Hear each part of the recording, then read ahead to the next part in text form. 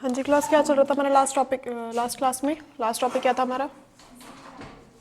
Zero article. ये समझ में आ गया था? टॉपिक तो हो गया था शायद, आर्टिकल वाला कंप्लीट हो गया था ना। आज एक्सरसाइज करनी है मैं आर्टिकल्स की।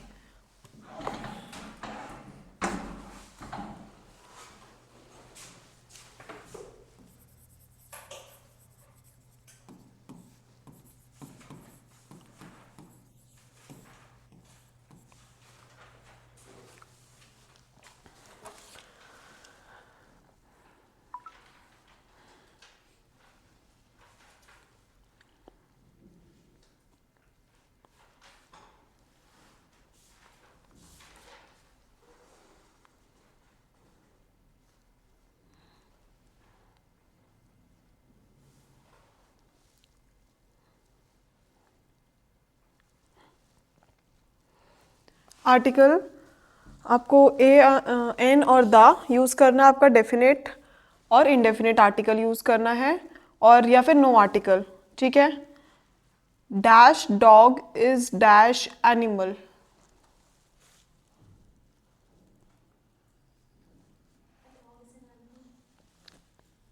अ डॉग इज एन एनिमल। और किसी का कोई आंसर?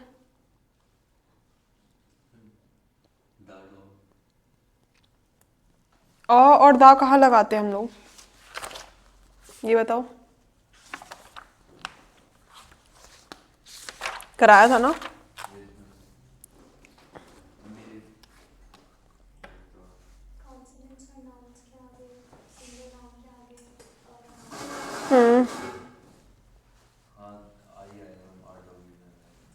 और डॉग लिखा हुआ है, एक तो ये सिंगुलर नाउन है, और क्या है? काउंटेबल है। सिंगुलर है और काउंटेबल है, तो क्या आएगा? अ dog is an animal. Animal अ है तो एन। ठीक है। The dogs is an animal. Mister Khan is coming from dash office.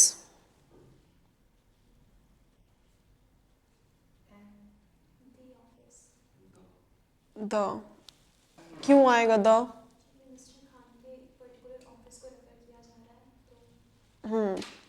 The किसके लिए यूज करते हैं हम?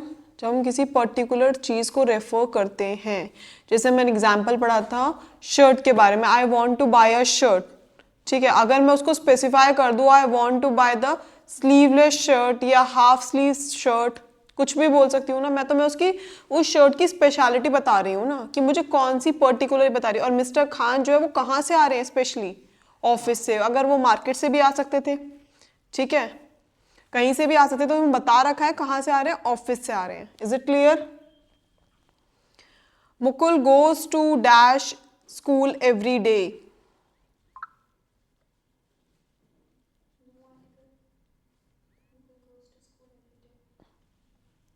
नो आर्टिकल कहाँ आता है? कहाँ आता है? लिखवाया था ना, उसे देखो।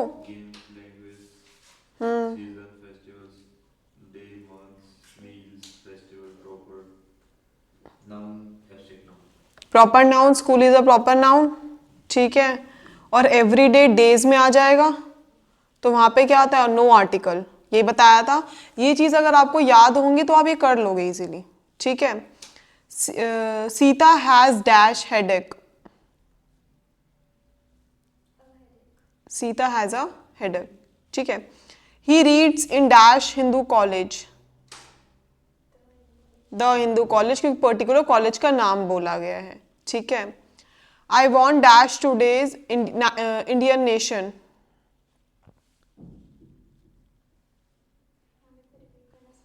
I want dash today Indian nation.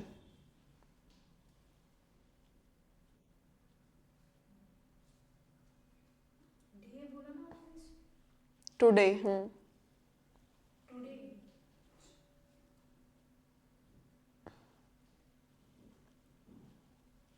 Today apostrophe S है।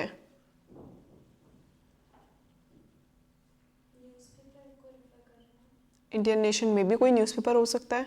टुडेज इंडियन नेशन तो न्यूज़पेपर या कोई मैगजीन। द। ठीक है। आई shall be back in dash hour. We like dash history and dash physics.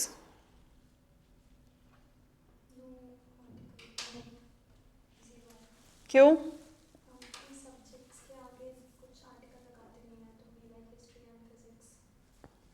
We like history and physics. या फिर इसको we like the history and the physics क्योंकि both subjects are different. हम इस तरह से भी यूज कर सकते हैं. वहाँ पे सब्जेक्ट्स नहीं लिखे. प्रॉपर नाउन में अगर देखा जाए प्रॉपर नाउन के अकॉर्डिंग, तो प्रॉपर नाउन के according history and physics is a proper noun, तो वहाँ पे हम कुछ नहीं लगाएंगे. अब डिपेंड करता है आपके ऑप्शंस में क्या गिवन है. ठीक है, आपके ऑप्शंस में अगर द का ऑप्शन है तो आपका द भी आ सकता है. द या नो आर्टिकल में से कोई एक ऑप्शन गिवन होगा. अगर द आ रहा है तो द, नो आर्टिकल गिवन है तो नो आर्टिकल. ए और एंड तो आएगा ही नहीं उसके इसके अंदर. ठीक है. She is going to dash cinema, then the cinema. ठीक है. We write on dash paper.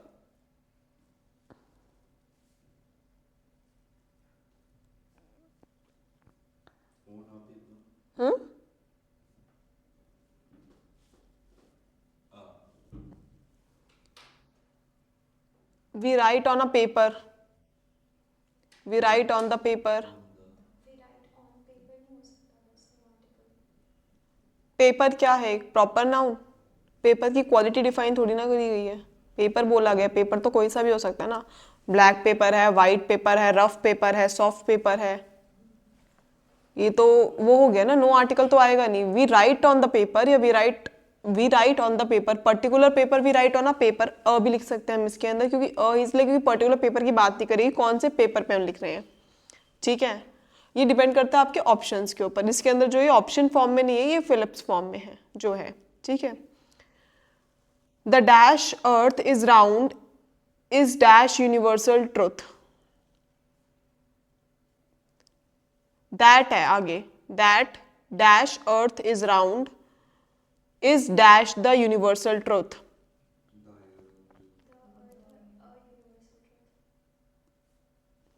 That the earth is round is the universal truth. किसी ट्रुथ स्टेटमेंट की बात करें. अर्थ तो राइट है ना, सॉरी राउंड है ना. जब राउंड है कोई यूनिवर्सल ट्रुथ ही है, इसको तो हम चेंज कर ही नहीं सकते ना. वैसे अर्थ की एग्जैक्ट शेप होती कौन सी है? जियोइड. बताया था मैंने इस क्लास में.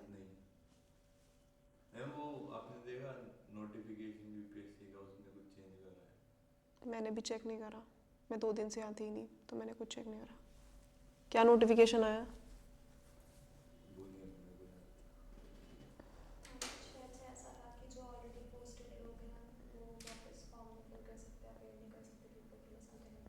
जिनको आईएफएस और आईएएस की पोस्ट मिली हुई है ना, वो वापस एग्जाम नहीं दे सकते. अच्छा. रैंक इंप्रूव करने के लिए. और जिनको आईपीएस की पोस्ट मिली है वो दे सकते हैं, लेकिन अगर उनको इन फ्यूचर आईएएस या आईएफएस की पोस्ट मिल सकती है, और अगर नहीं मिली तो आईपीएस की भी नहीं मिलेगी. अच्छा, तो आपके लिए तो अच्छी है ना. न्यूज़ तो सही है आपके लिए. ये आपके बेटरमेंट के लिए. जब देखो जो एक्सपीरियंस पढ़ते जो कोई ना कोई पोजीशन होल्ड करके बैठे हैं, वो दोबारा एग्जाम देंगे तो आपके लिए तो कंपटीशन और बढ़ जाएगा. आपके लिए कंपटीशन वहाँ कम हो जाएगा जहाँ पे एक्सपीरियंस लोग नहीं देंगे, जो कोई पोजीशन होल्ड नहीं कर रहे हैं. ये नोटिफिकेशन तो अच्छी है. चलो कुछ तो अच्छा करा गवर्नमेंट ने. Mister Gupta is dash MSc from dash university of Delhi. From the University of Delhi, Mr. Gupta is dash MSc. MSc. लिखवाया था मैंने. MSc में शायद N आएगा. नहीं, वो MA है. MSc में A आएगा. A. Vowel sounding words beginning with the consonants. लिखवाया उसमें MSc. Mister Gupta is a MSc from the Delhi of university. Vowel sounding words beginning with A consonants. Vowel sounding words जो हैं, जो ए कॉन्सोनेंट्स में, उसमें मैंने MSc का एग्जांपल लिखा है. M A आ रहा है उसमें. साउंड जो आ रहा है स्टार्टिंग में क्या आ रहा है? ए का आ रहा है ना. तो उस वो वोवल साउंड तो है, बट शुरू किससे हो रहा है? कॉन्सोनेंट से हो रहा है. तो फिर वो किस में जाएगा? ए में. और ऐसे ही हमने वॉवल्स वाले साउंड्स पढ़े थे कि वॉवल से स्टार्ट हो रहे हैं पर कॉन्सोनेंट्स का उसमें साउंड आ रहा है, तो उसमें भी क्या आएगा, ए। पढ़ा था ना हमने ये चीज। He is dash Kalidas of our times. क्योंकि पर्टिकुलर नाम स्पेसिफाई किया गया है।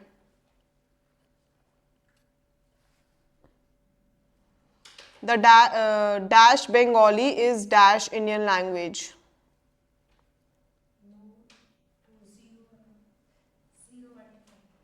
क्यों? The Bengali is an Indian language. ठीक है, लैंग्वेज के लिए हम उसमें हम बता रहे हैं कि इंडियन लैंग्वेज कौन सी है, तो द बंगाली रेफर करेंगे हम लोग।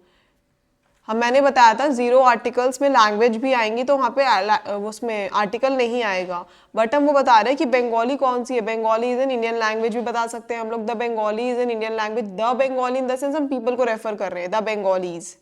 और लैंग्वेज आ गई बंगाली की बात कर रहे हैं तो बंगाली इसमें आएगा no article, Bengali is an Indian language. ठीक है। We have so fine dash day.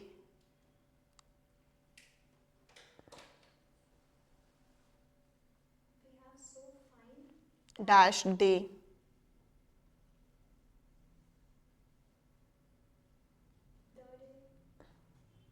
We have so fine the day. Particular day कहाँ है, डे ही तो है। We have so fine day मतलब आज का दिन हमारे लिए बहुत अच्छा है। We have so fine day, तो no article. He was dash African by birth not dash European.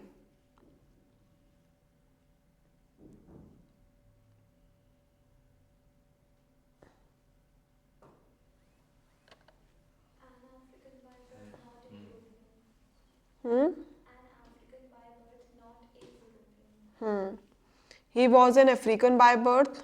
ठीक है, एंड मैंने बताया था जो कॉन्सोन वॉवल से स्टार्ट हो रहे हैं साउंड, पर साउंड किसका आ रहा है, वॉवल से वर्ड स्टार्ट हो रहे हैं बट साउंड आ रहा है कॉन्सोनेंट्स का, तो वहां पे हम क्या लगाएंगे, अ। ठीक है, तो इसमें मैंने लिखवा भी रखे एग्जाम्पल्स। यूरोपियन लिखवाया था, फर्स्ट ही था। John is dash best student in our class, the best.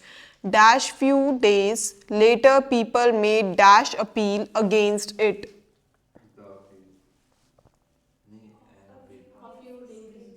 Of, people made dash है, people made dash few days later people made dash appeal against it. A few days later people made an appeal against it. ठीक है। His brother is dash university professor.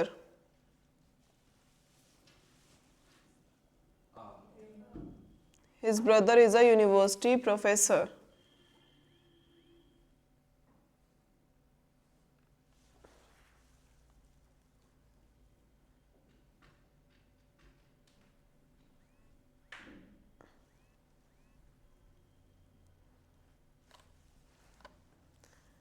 It was dash unique site. It was an unique. It was a unique site. Unique भी हमने क्या पढ़ा था, य से शुरू होता है, तो य क्या है, कॉन्सोनेंट है। He was struck by dash arrow. We want dash help of dash few volunteers. We want the help of few volunteers. ठीक है। There is this is dash historic occasion.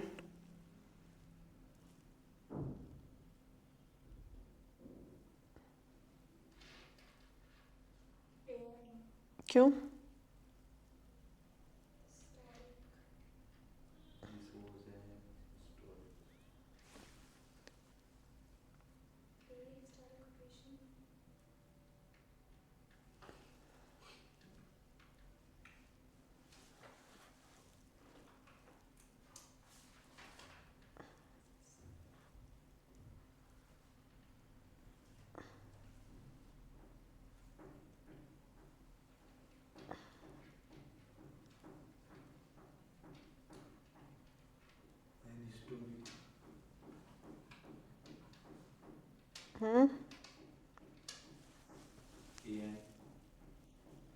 This is the historic occasion. Occasion है और occasion कैसा है? Historic. मतलब एक particularly बता रखा है ना ओकेशन कैसा है। This is the historic occasion. ठीक है। ही drives dash motor car eight dash uniform speed.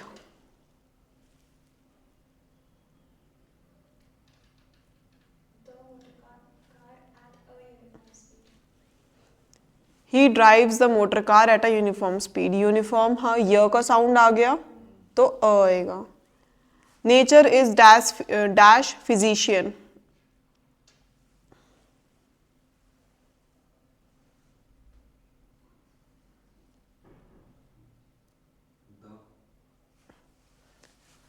Nature is the physician. ठीक है, क्योंकि नेचर के बारे में बता रहे हैं। नेचर कौन है? एक स्पेसिफिक थिंग बता रहे हैं। नेचर क्या है? फिजिशियन ही है, एक तरह से हमारी फिजिकल हेल्थ को ही ठीक करता है। She approached dash table to put dash glass of water on it.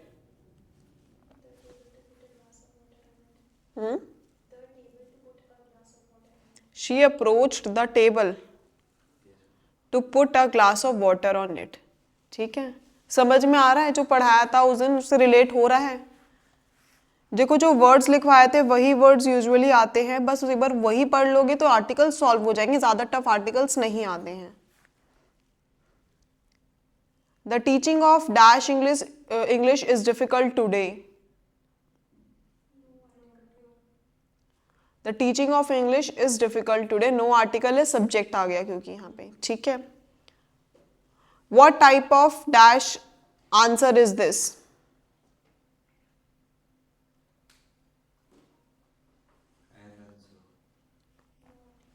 No article.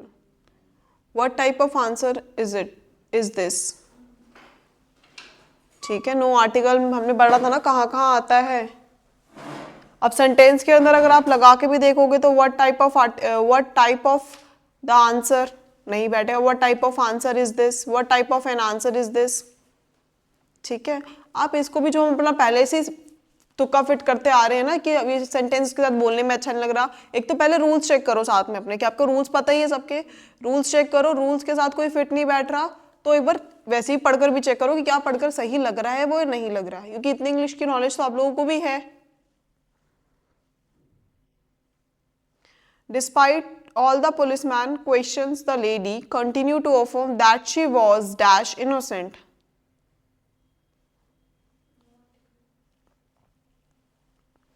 Despite all the policeman questions, the lady continued to affirm that she was dash innocent. That she was an innocent.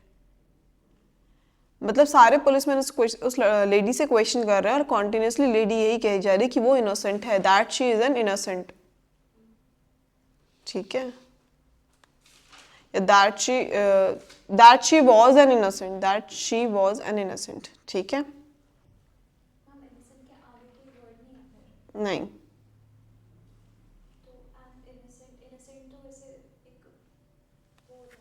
Abstract noun, हाँ, that she was an innocent. हमने इसके option के ऊपर depend करता है। इसके अंदर जो ऑप्शन गिवन है उसके अंदर नो आर्टिकल वाला ऑप्शन गिवन नहीं है।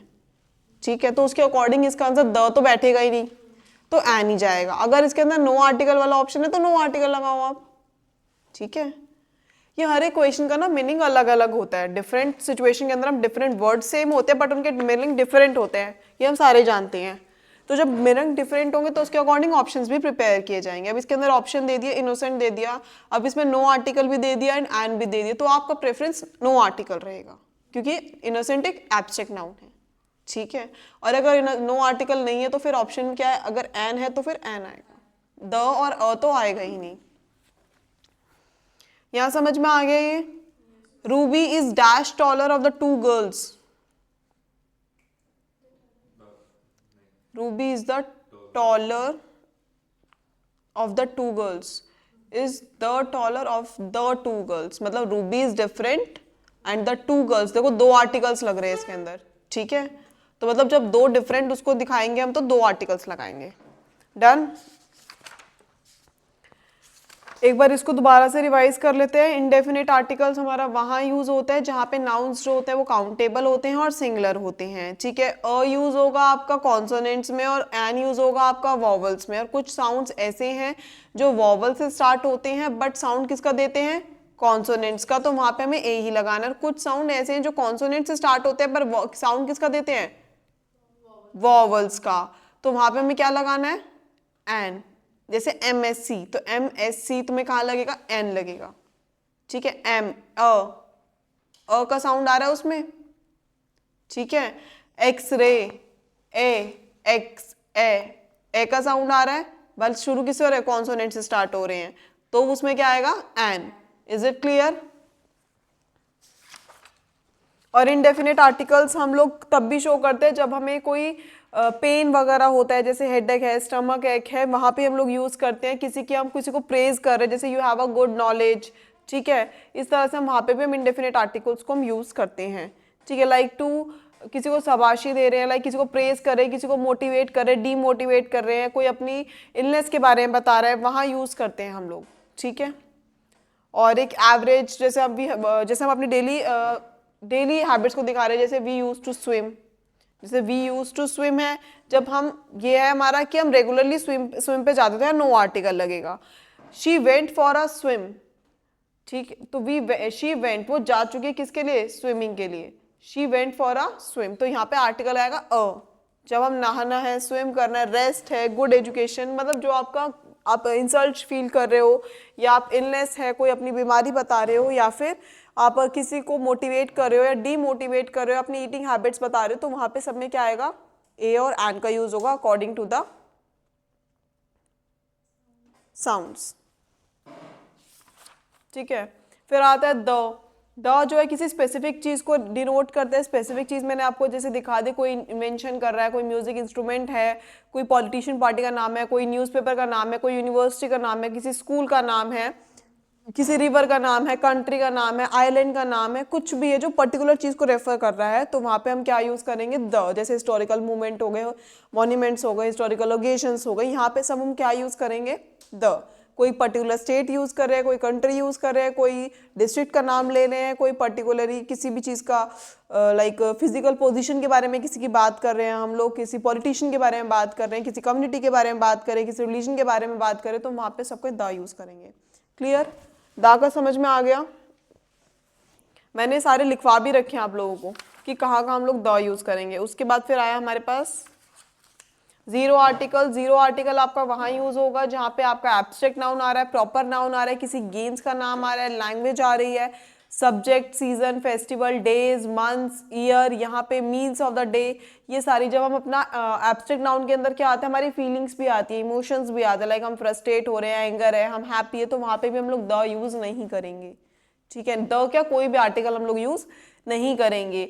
कोई जेनेटिक डिसीज है किसी को, लाइक जेनेटिक डिसीज, कोई डिसीज है, जेनेटिव केयर है, मदर, फादर, सिस्टर, इन सब के लिए हम क्या यूज़, कोई आर्टिकल यूज़ नहीं करेंगे। जैसे माय मदर, तो मदर से पहले हम लोग प्रोनाउन का यूज़ कर रहे हैं, ठीक है। Mother is a noun, but उस नाउन से पहले हम किसका यूज़ कर रहे हैं, प्रोनाउन का यूज़ कर रहे हैं, हम किसी आर्टिकल का यूज़ नहीं कर रहे हैं। जैसे आपने कभी द मदर, द फादर, या आपने माई सेल्फ में ही पढ़ा होगा तो, या माई उसकी, या फिर आपके माई बेस्ट फ्रेंड वाला जो आपने ऐसे पढ़ा होगा उसमें आपने पढ़ा होगा, माई सेल्फ वाले में my mother, my father use होता है। और अगर हम बेस्ट फ्रेंड वाले ऐसे में भी देखें तो हिज फादर, हर मदर, इस तरह से हम यूज करते हैं। बहुत ही कम या रेयर जगह होती है the mother, the father use करते हैं, ठीक है। Sister, space, God, hello, God को याद करते हैं तब भी हम द इज, मतलब ए एन द का यूज नहीं करते हैं। हेल का ब्रदर, पार्लियामेंट, मतलब किसी भी चीज का अगर हम यूज करते हैं तो वहां पे हम द यूज नहीं करते हैं। Clear, a an the, sorry सिर्फ द नहीं, ए एन द, कंप्लीट कुछ भी हम यूज नहीं करते हैं आर्टिकल। क्लियर, समझ में आया ये आर्टिकल तीनों। बस इसके अंदर जो मैंने लिखवा रखा है सिर्फ वही पढ़ लो, बहुत है, इनफ है, उससे बाहर एक्सरसाइज नहीं आएगी, ठीक है।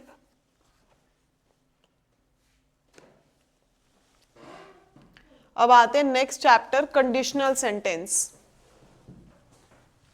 हेडिंग डालो कंडीशनल सेंटेंस।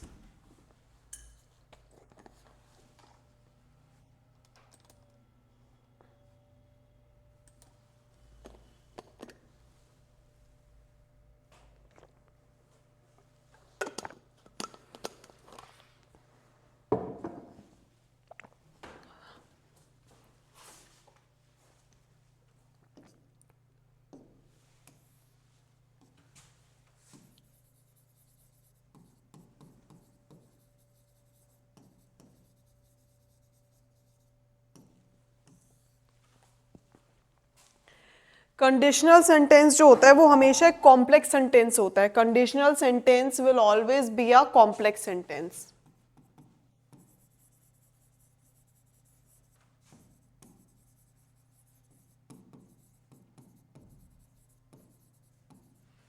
ठीक है. और कॉम्प्लेक्स सेंटेंस में क्या होता है?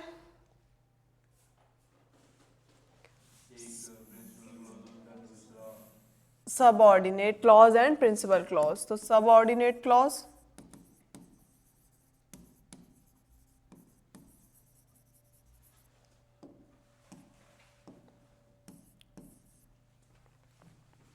And principal clause.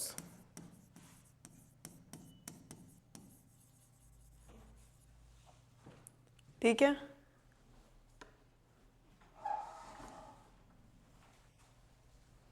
Principal clause and subordinate clause. Principal clause के अंदर हम एफर्मेटिव सेंटेंस बना रहे थे, नेगेटिव बना रहे थे, इंटरोगेटिव बना रहे थे, याद है? और इंपैरेटिव भी हमने बनाया था प्रिंसिपल क्लॉज के अंदर, याद आया? हमने लास्ट चैप्टर्स में, लास्ट टू लास्ट चैप्टर में हमने पढ़ा भी है. ठीक है.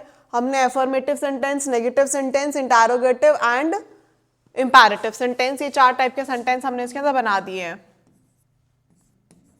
ये affirmative, negative, interrogative and imperative, ये सेंटेंस हमने इसके अंदर बनाए थे. ठीक है. अब अगर सबऑर्डिनेट क्लॉज और प्रिंसिपल क्लॉज दोनों सेंटेंस को, सबऑर्डिनेट क्लॉज क्या होता है? इनकम्प्लीट सेंटेंस होता है जो डिपेंडेंट होता है अपने मीनिंग को कंप्लीट करने के लिए किसके ऊपर? प्रिंसिपल क्लॉज के ऊपर. और प्रिंसिपल क्लॉज इंडिपेंडेंट होता है जो अपने आप में कंप्लीट मीनिंग देता है. ठीक है. अब मैं एक एग्जाम्पल देती हूँ. If you come I shall teach you. If you कम, तो मैं अगर देखूँ इसके अंदर सबऑर्डिनेट क्या होगा, क्लॉज क्या होगा और प्रिंसिपल क्लॉज क्या होगा?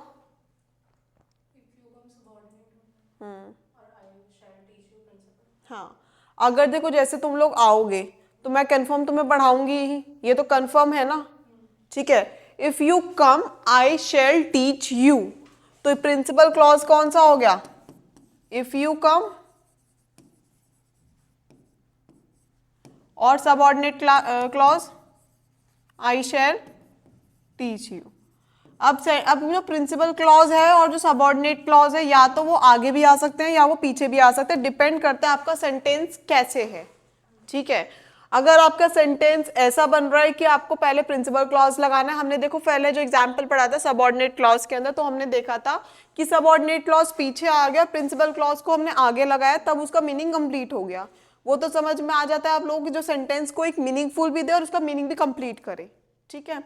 तो if you come I shall teach you. अब मैंने यहाँ पे इफ यू विल कम क्यों नहीं लगाया? क्योंकि मेरा ये सेंटेंस इनकम्प्लीट तभी रहेगा जब ये वाला इसको कंप्लीट करेगा. सब कॉम्प्लेक्स सेंटेंस तभी बनता है if you will come. If you will come then what? Object तो है ही नहीं. जब ऑब्जेक्ट नहीं तो सेंटेंस क्या है? इनकम्प्लीट. बट जब मुझे पता है कि इफ यू कम, अगर मैं बोल रही हूँ अगर तुम आओगे तो मैं तुम्हें पढ़ाऊंगी, तो जब मेरा प्रिंसिपल क्लॉज में वर्ब जो हेल्पिंग वर्ब है वो सेंटेंस पूरा कर रही है, सबऑर्डिनेट क्लॉज को भी और प्रिंसिपल क्लॉज को भी, तो फिर मैं 2 बार वर्ब्स क्यों लाऊं, हेल्पिंग वर्ब का यूज क्यों करूं? Clear? If you come I shall teach you, और इसका ऐसे बना सकते हैं आई shall teach you if you कम. समझ में आया? सेंटेंस हम कुछ भी कर सकते हैं, ऐसा जरूरी नहीं कि सबऑर्डिनेट क्लॉज आगे आएगा, प्रिंसिपल क्लॉज ही आगे आएगा. जैसे सेंटेंस बन रहा है वैसे बना दो, बट वो मीनिंगफुल होना चाहिए. क्लियर? अब मैंने यहाँ कॉमा क्यों लगाया? क्यों? अगर तुम आओगे तो मैं तुम्हें पढ़ाऊंगी, 2 सेंटेंस है. क्लियर? कॉम्प्लेक्स सेंटेंस का समझ में आया? उसके बाद है नेक्स्ट सेंटेंस है कॉम्प्लेक्स सेंटेंस. समझ में आ गया? कंडीशनल सेंटेंस हमेशा कॉम्प्लेक्स सेंटेंस होता है जिसके अंदर एक सबऑर्डिनेट क्लॉज होता है, एक प्रिंसिपल क्लॉज होता है. ये तो हो गया सिंपल. अब इसके अंदर है पॉसिबिलिटी सेंटेंस. कंडीशनल सेंटेंस के अंदर कंडीशनल मतलब क्या है? कि कोई कंडीशन है, राइट? कोई कंडीशन है तभी तो वो काम होगा ना. तो उसके अंदर पहला है पॉसिबिलिटी सेंटेंस. पॉसिबिलिटी सेंटेंस जो होते हैं वो हमेशा हमारे प्रेजेंट में और फ्यूचर में होते हैं, पास्ट में कभी भी नहीं होते हैं. जैसे आपके पास एक सेंटेंस दे दिया जाएगा, उसमें से आपको बोल दिया जाएगा, आपको 2 या 3 सेंटेंस दे दिए जाएंगे, उसमें से आपको बोल दिया जाएगा फाइंड द पॉसिबिलिटी सेंटेंस. उसमें से आपको सपोज करो 3 दे दिए गए हैं पास्ट में और 1 दे दिया फ्यूचर या प्रेजेंट के अंदर. तो आपको जो फ्यूचर प्रेजेंट वाला है उसके अंदर से आपको सारे सेंटेंस ऑलमोस्ट सेम दे दिए जाएंगे जिसमें पॉसिबिलिटी शो कर रहा है. बट आपको टेंसेस से पहचानना है कि पॉसिबिलिटी सेंटेंस कौन सा है और कौन सा नहीं है। तो प्रेजेंट और फ्यूचर हमेशा पॉसिबिलिटी सेंटेंस को शो करेंगे, पास्ट नहीं होता। पॉसिबिलिटी सेंटेंस पास्ट में नहीं होता। पॉसिबिलिटी क्या है? कोई काम होने की संभावना। जब कोई काम होने की संभावना है तो या तो प्रेजेंट में होगी या फ्यूचर में होगी, पास्ट में तो नहीं होगी ना। पास्ट में तो हम वापस पीछे नहीं जा सकते हैं कि वो काम हम करेंगे, ठीक है, या वो काम हमें करना था। हमने जैसे मॉडल्स में पढ़ा था, जो हमारे पास्ट एक्शन थे अनफुलफिल्ड थे, तो उनको पास्ट में जाके फुलफिल तो नहीं कर सकते ना। जो पास्ट में थे वो तो अनफुलफिल्ड रह गए हैं, उनको हम चेंज नहीं कर सकते हैं।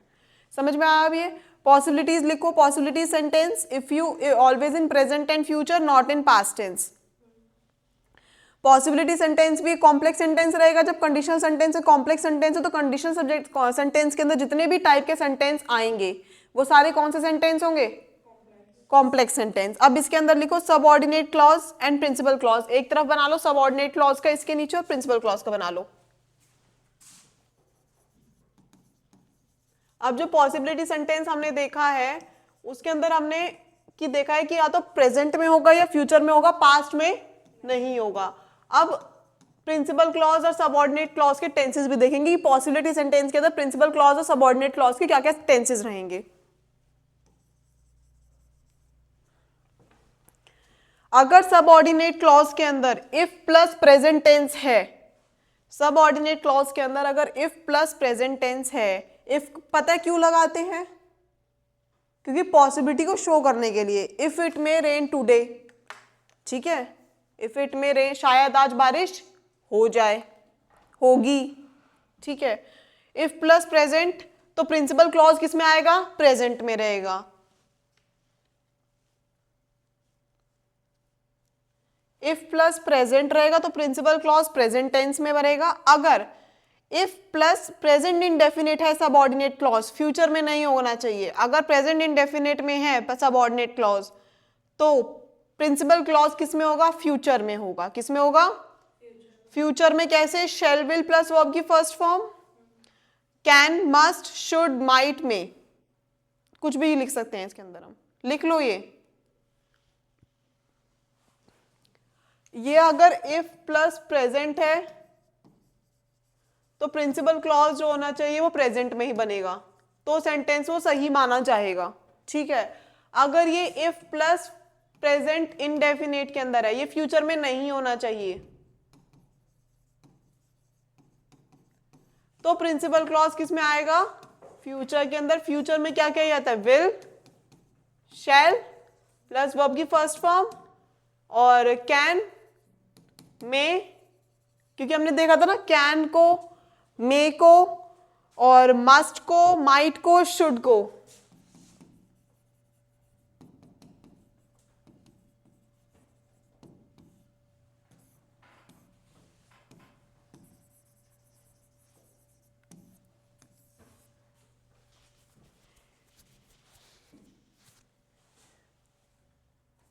एक सेकेंड, ये इसका विल शेल है और कैन और मस्ट होगा जब यहाँ पे प्रेजेंट कॉन्टिन्यूस होगा, इफ प्लस प्रेजेंट कॉन्टिन्यूस होगा।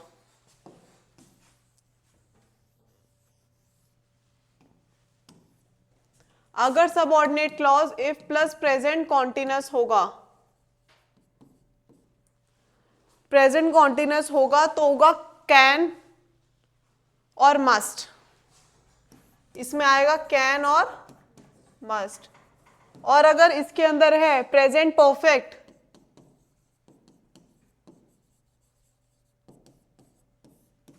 तो यहां पे आएगा शुड,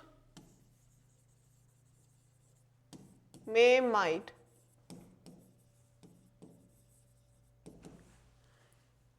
समझ में आया?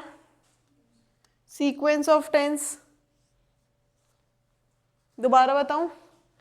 अगर हमारा सबऑर्डिनेट क्लॉज इफ प्लस, सब देखो कंडीशनल सेंटेंस के अंदर जितने सेंटेंस होंगे सारे हमारे इफ से स्टार्ट होंगे, ठीक है। कोई ना कोई कंडीशन अगर ऐसा रहता है तो ये होगा, कंडीशन है। अगर ये अगर जैसे अगर आप पढ़ोगे तो ही एग्जाम में पास हो पाओगे, तो कंडीशन क्या है आपके पास होने की? पढ़ना पड़ेगा, ठीक है। तो इफ प्लस अगर ये प्रेजेंट में है, principal clause subordinate clause present में है, तो सबऑर्डिनेट किस में आएगा? प्रेजेंट में। अगर subordinate clause if plus present indefinite के अंदर है तो ये फ्यूचर के अंदर हो जाएगा। जैसे हमने देखो लास्ट सेंटेंस क्या पढ़ा था, if you come I shall teach you, तो इफ यू कम का मतलब क्या, ये प्रेजेंट इंडेफिनिट टेंस हो गया। If you come present indefinite, तो सबऑर्डिनेट क्लॉज किस में आ गया, फ्यूचर में। Is it clear? Will shall का वर्ब की फर्स्ट फॉर्म आ गई, क्लियर। फिर if plus present continuous tense है सबऑर्डिनेट क्लॉज के अंदर, तो जब हम उसको प्रिंसिपल क्लॉज, जैसे आपको दे दिया सबऑर्डिनेट क्लॉज का दे दिया एग्जांपल कि आपको एक सबऑर्डिनेट क्लॉज, एक कंप्लीट सेंटेंस दे दिया जिसमें सबऑर्डिनेट एंड प्रिंसिपल क्लॉज दोनों हैं, ठीक है। आपको सबऑर्डिनेट क्लॉज के अंदर प्रेजेंट कॉन्टिन्यूअस टेंस दे रखा है और आपको बोला है फाइंड द करेक्ट सेंटेंस। वो आपको सेंटेंस आपको प्रिंसिपल क्लॉज के अंदर भी आपको प्रेजेंट कॉन्टिन्यूअस दे दिया और सबऑर्डिनेट क्लॉज के अंदर भी आपको प्रेजेंट कॉन्टिन्यूअस दे दिया है। अब उसके अंदर से आपको उस सेंटेंस के अंदर से आपको फाइंड आउट करना है कि कौन सा टेंस सही बनेगा। तो अगर प्रिंसिपल क्लॉज के अंदर आपका प्रेजेंट कॉन्टिन्यूअस टेंस है, तो आपका सबऑर्डिनेट क्लॉज के अंदर आपका प्रेजेंट कॉन्टिन्यूअस टेंस है, तो प्रिंसिपल क्लॉज के अंदर आपका कैन और मस्ट जरूर आएगा, ठीक है। अगर आपका प्रेजेंट परफेक्ट दे रखा है सबऑर्डिनेट क्लॉज के अंदर, तो आपका शुड मे माइट कुछ भी यूज कर सकते हैं आप लोग, it depends on sentence. Possibility show करेगा तो मे और माइट, और शुड यूज करेंगे किसके लिए, एडवाइस के लिए, ठीक है। ये चीज समझ में आई। फिर नेक्स्ट डालो sequence of tense.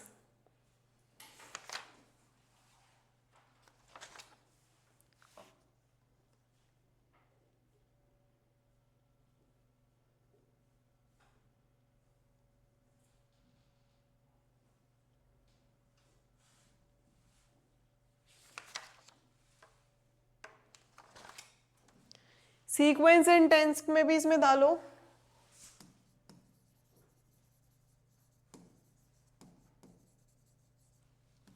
Sequence of tense भी इसी की तरह ही होता है कि सब प्रिंसिपल क्लॉज अगर आपको इसमें दे रखा है तो सबऑर्डिनेट क्लॉज किस में चेंज हो जाएगा, ठीक है, वही है। अब मैं इसके अंदर बता दीजिए, यहाँ पे डाल लो प्रिंसिपल क्लॉज, यहाँ डाल लो सबऑर्डिनेट क्लॉज। अगर आपका प्रिंसिपल क्लॉज पास्ट में है, अभी तो हमने पढ़ा प्रेजेंट का और फ्यूचर का, अभी हमने देखा कि पॉसिबिलिटीज वाले सेंटेंस पास्ट में नहीं होते हैं, ठीक है।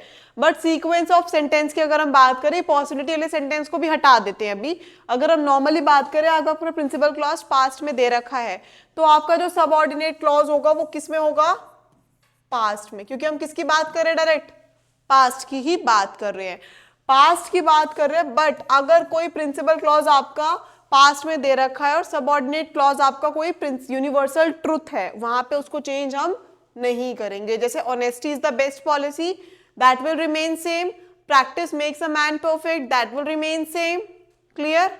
तो यहाँ पे एक्सेप्ट क्या है, एक्सेप्शन है यूनिवर्सल ट्रुथ।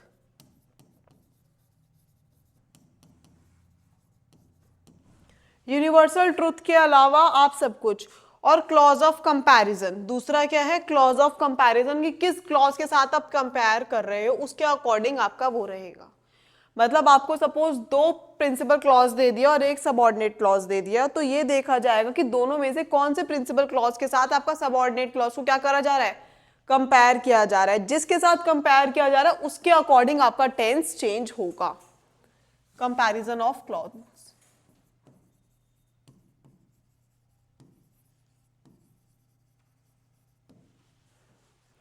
क्योंकि जब देखो, जब आपके पास दो प्रिंसिपल क्लॉज और एक सबऑर्डिनेट क्लॉज होगा, तो दो प्रिंसिपल क्लॉज मिलकर जो एक सेंटेंस बनाते हैं उसे कंपाउंड सेंटेंस कहते हैं हम लोग।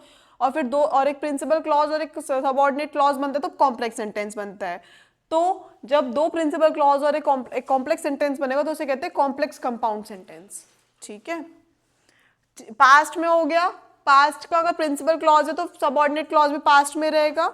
और कंपैरिजन ऑफ क्लॉज, क्लॉज को कंपेयर करके बाद देखा जाएगा कि कौन सा टेंस आपको सेट लगेगा इसके अंदर, मतलब जो सेट बैठेगा सिचुएशन के अकॉर्डिंग। और यूनिवर्सल ट्रुथ चाहे पास्ट में हो चाहे फ्यूचर में हो, उसका टेंस, उसका सबऑर्डिनेट क्लॉज कभी चेंज नहीं होता है, ठीक है। प्रेजेंट में अगर प्रिंसिपल क्लॉज आपको दे रखा है, प्रिंसिपल क्लॉज अगर आपका प्रेजेंट में दे रखा है, तो वो प्रेजेंट में भी चेंज हो जाएगा, पास्ट में भी चेंज हो जाएगा और फ्यूचर में भी चेंज हो जाएगा। It's depend upon the situation of the sentence.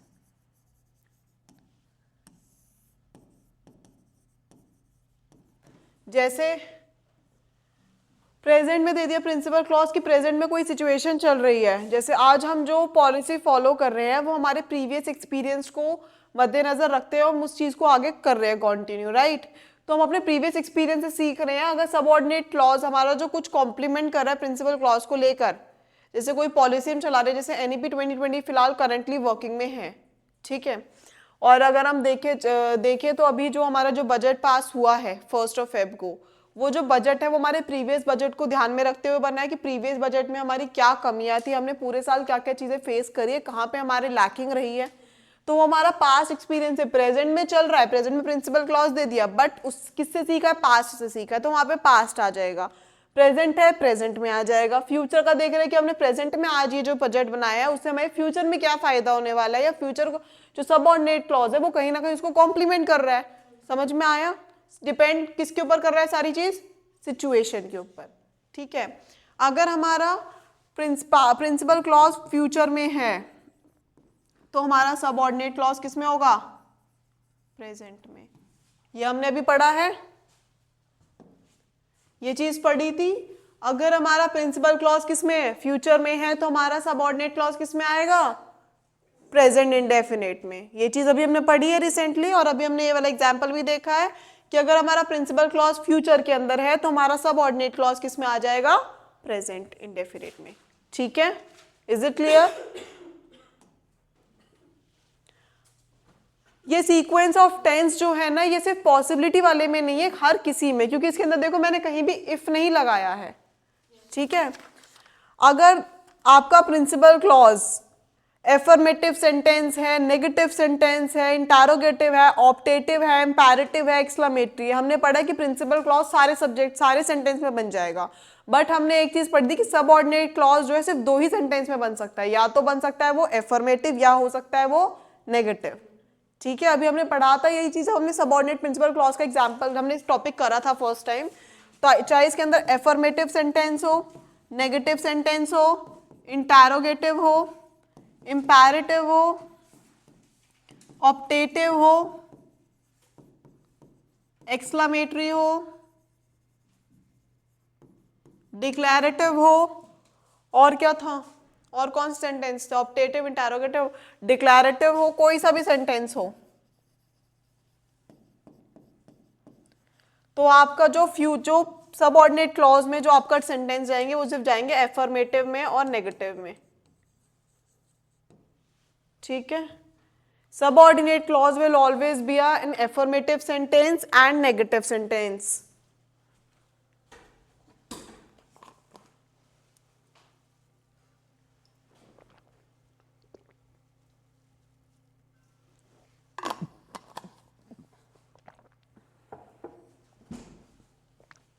Is it clear?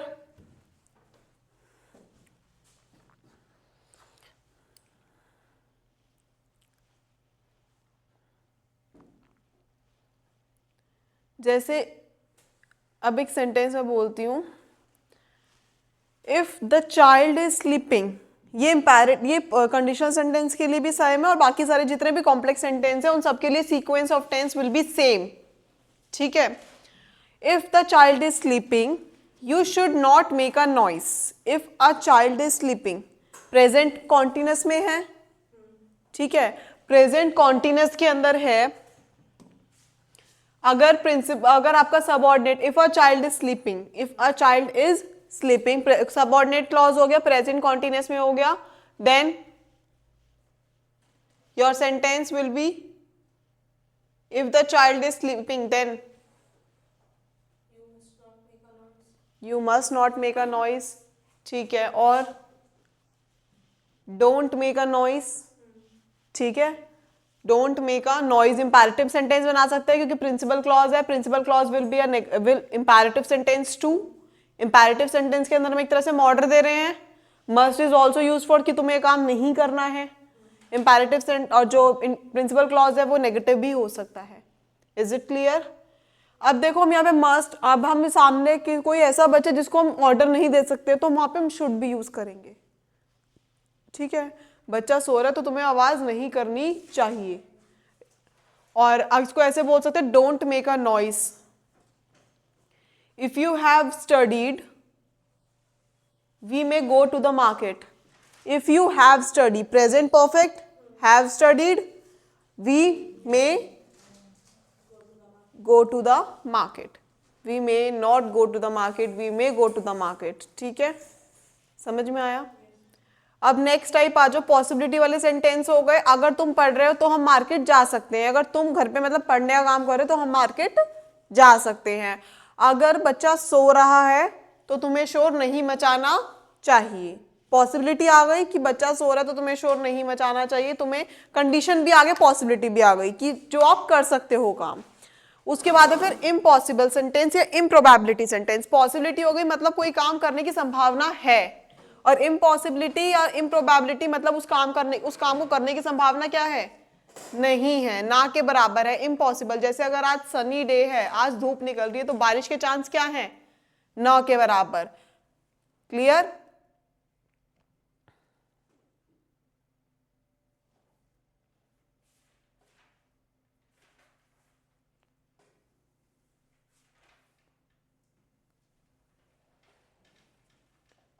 इसके अंदर ये भी प्रेजेंट में और फ्यूचर में होता है. कोई भी इम्पॉसिबिलिटी होगी, कोई भी काम ना करने की इम्पॉसिबिलिटी भी किस में होती है, प्रेजेंट में और फ्यूचर में होगी. पास्ट में तो कुछ भी नहीं होगा. ठीक है. अब इसके अंदर सबऑर्डिनेट क्लॉज जो है वो इफ के साथ ही शुरू होगा, और प्रिंसिपल क्लॉज, अब देखो जो सबऑर्डिनेट जब पॉसिबिलिटी हो या इम्पॉसिबिलिटी हो वो इफ के साथ ही शुरू होंगे. अब इसके अंदर अगर आपको दे रखा है सबऑर्डिनेट क्लॉज के अंदर if plus subject plus verb की सेकंड फॉर्म, मतलब पास्ट इंडेफिनिट दे रखा है आपको. अगर आपको पास्ट इंडेफिनिट दे रखा है तो प्रिंसिपल क्लॉज किस में हो जाएगा, पास्ट में हो जाएगा. तो पास्ट में क्या होगा,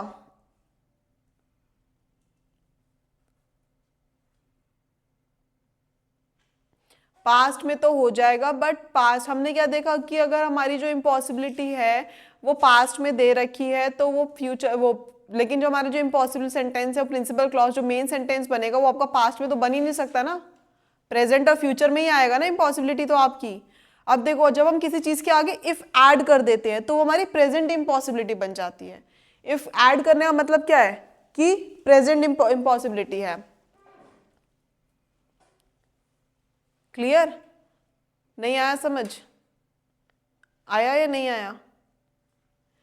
देखो पास्ट में हमने देखा कंडीशनल सेंटेंस हमने पास्ट में नहीं पढ़े अभी तक. कंडीशनल मतलब क्या होता है, अगर ये कंडीशन हमारी फुलफिल होगी तो ये काम होगा. अब ऐसा तो नहीं बोल सकते ना अगर हमारी ये कंडीशन फुलफिल होती तो हमारा ये काम होता. ये तो पास्ट के अनफुलफिल्ड एक्शन हो गए जिसमें हमने would have, should have plus verb की थर्ड फॉर्म कुड है, यही पढ़ा था हमने. ठीक है, तो इसके बारे में पास्ट के बारे में पढ़ेंगे जिसमें हमने अनफुलफिल्ड एक्शंस के बारे में. लेकिन हम उन इम्पॉसिबिलिटी की बात करें जो हमारी प्रेजेंट में जो काम नहीं हो सकता है, फ्यूचर में वो काम नहीं हो सकता. ठीक है, तो ये जो है अगर हम उस चीज के आगे इफ हम इसलिए ही लगा रहे कि उस पास्ट वाली जो इम्पॉसिबिलिटी है उसको हम प्रेजेंट के अंदर क्या कर दे, चेंज कर दे, प्रेजेंट इम्पॉसिबिलिटी के अंदर चेंज कर दे. तो विल लगा, इफ लगा दिया, इफ का मतलब क्या हो गया, वो प्रेजेंट के अंदर चेंज हो गई. जब कोई सबऑर्डिनेट क्लॉज प्रेजेंट के अंदर है तो फ्यूचर जो वाला क्लॉज होगा प्रिंसिपल क्लॉज होगा तो वो किस में होगा,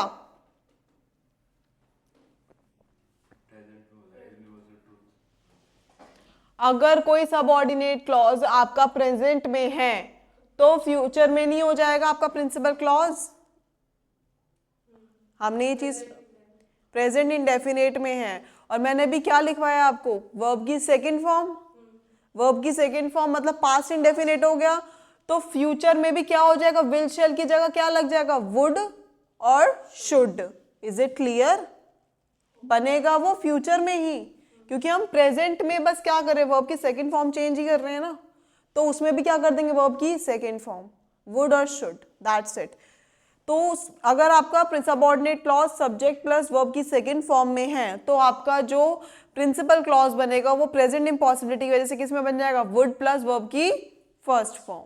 इज इट क्लियर. लिख लो, ये इम्पॉसिबिलिटी से इम्पॉसिबल सेंटेंस के अंदर है ये.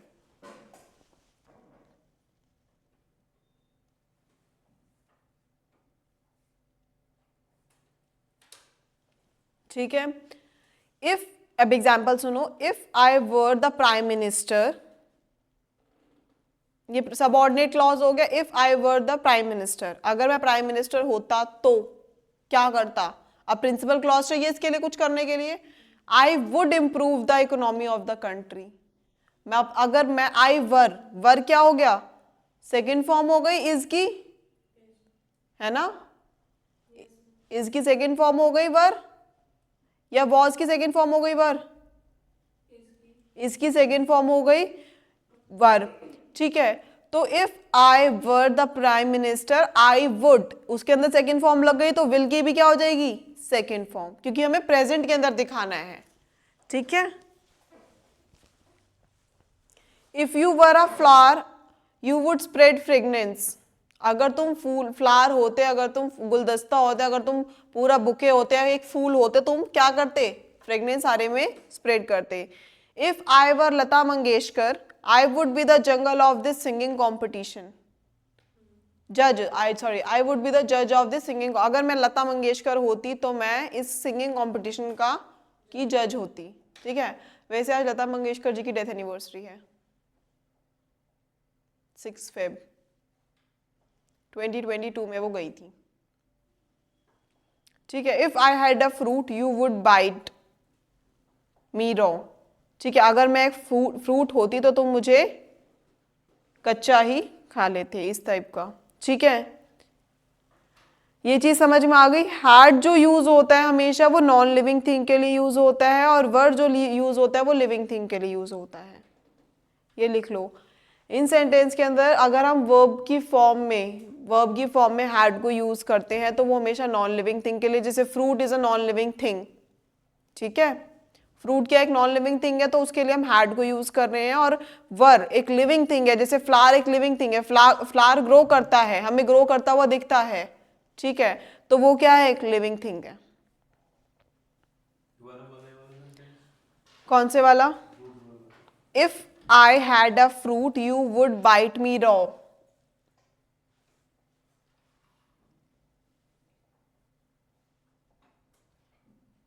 Done? पॉसिबिलिटी समझ में आ गई। पॉसिबिलिटी आपकी प्रेजेंट और फ्यूचर में ही रहेगी। पॉसिबिलिटी जो आपके काम होने के चांसेस हैं, इम्पॉसिबिलिटी जो काम के चांसेस नहीं है, वो हमेशा इम्पॉसिबिलिटी जो हमें पता है कि जैसे कि मैं अगर प्राइम मिनिस्टर बन जाऊंगा तो मैं इकोनॉमी सुधार दूंगा, जिसकी पॉसिबिलिटी ना कल थी, ना आज है और ना कल होगी, ठीक है।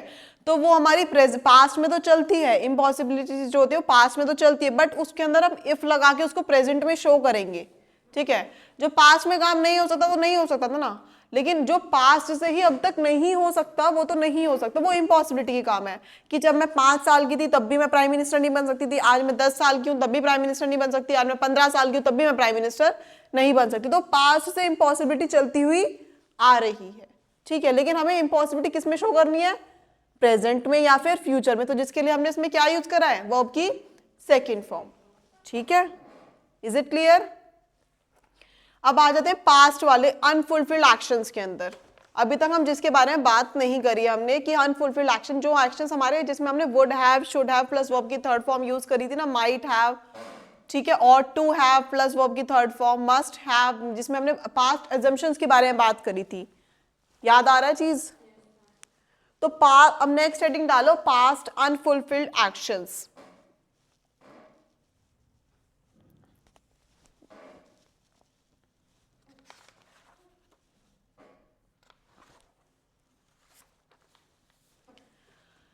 देखो सबऑर्डिनेट क्लॉज इफ से ही स्टार्ट होगा, चाहे कोई भी कंडीशनल सेंटेंस हो, पॉसिबिलिटी हो, इम्पॉसिबिलिटी हो, पास्ट का अनफुलफिल्ड एक्शन हो, इफ से ही स्टार्ट होगा, ठीक है। अगर इफ का मतलब क्या है कि अगर ऐसा होता तो ये हो जाता। अब इसके अंदर जो लगेगा वो subject plus had plus verb की थर्ड फॉर्म लगेगी। इसका जो प्रिंसिपल पास्ट में लगे ना, हैड मतलब जो पास्ट परफेक्ट एक तरह से देखा जाए, ठीक है, हैड प्लस वर्ब की थर्ड फॉर्म, और जो प्रिंसिपल क्लॉज बनेगा वो बनेगा would have, should have, could have, might have plus verb की थर्ड फॉर्म, जो हमने पढ़ा है, ठीक है। जो पास्ट के अनफुलफिल्ड एक्शन है, जो प्रिंसिपल क्लॉज जैसे तो दिखाते हैं, शुड हैव प्लस वर्ब की third form, would have plus verb की third form, could have plus verb की third form, might have plus verb की थर्ड फॉर्म, यही चीज हमने पढ़ी है। और प्रिंसिपल क्लॉज में क्या आ जाएगा फिर, had.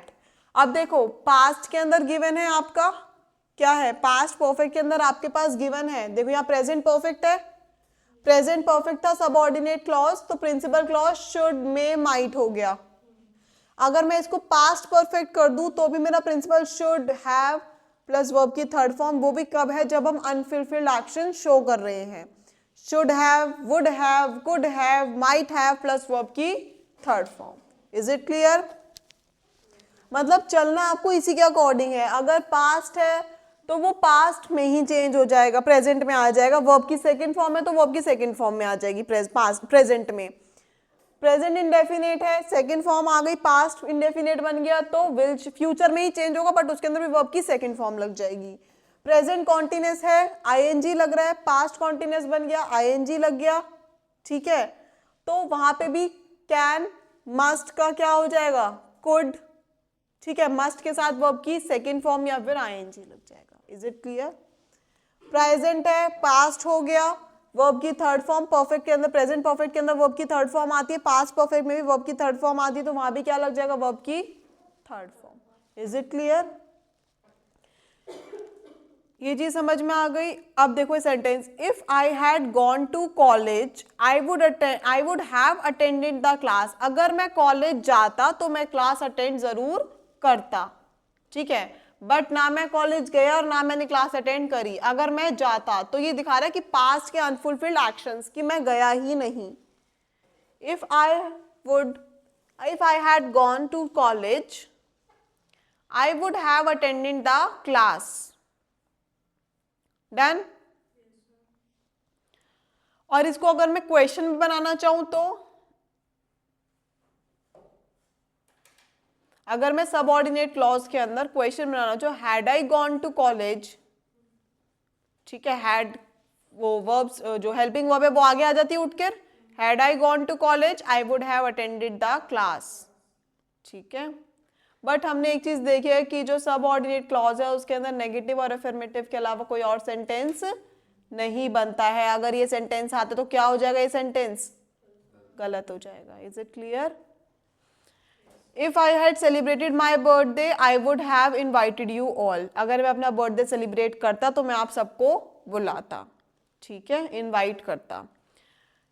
If you had been सिक, अब देखो इफ यू हैड बीन सिक, ये क्या, पास्ट परफेक्ट कॉन्टिन्यूअस, ठीक है।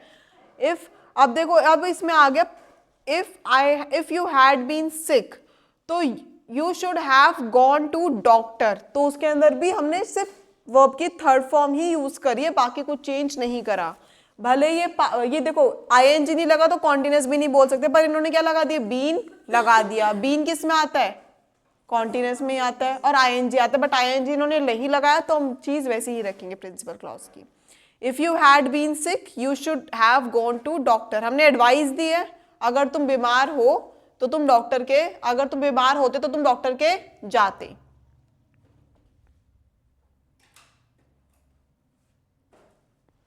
If you had improved your hand writing, अगर तुम अपनी हैंड राइटिंग सुधारोगे या सुधारते, the teacher might have deducted your marks, तो टीचर शायद ही तुम्हारे मार्क्स काटती, ठीक है। जैसे राइटिंग के मार्क्स करते थे जब हम स्कूल्स में थे, तो सबके राइटिंग के या तो 2 मार्क्स प्लस मिलते थे या फिर गंदी होती तो कट जाते थे number.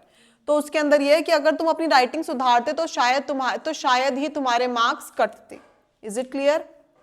If you had committed a theft, अगर तुमने चोरी करी है, you would have been caught, तो तुम्हें पकड़ा जाएगा, ठीक है। अब देखो यहां के अंदर है, अगर जो पैसिव सेंटेंस के you would have been caught, passive sentence बन गया you would have been caught, ठीक है, पैसिव सेंटेंस है, बाय नहीं लगा, बट ये क्या, you would have been caught by the police.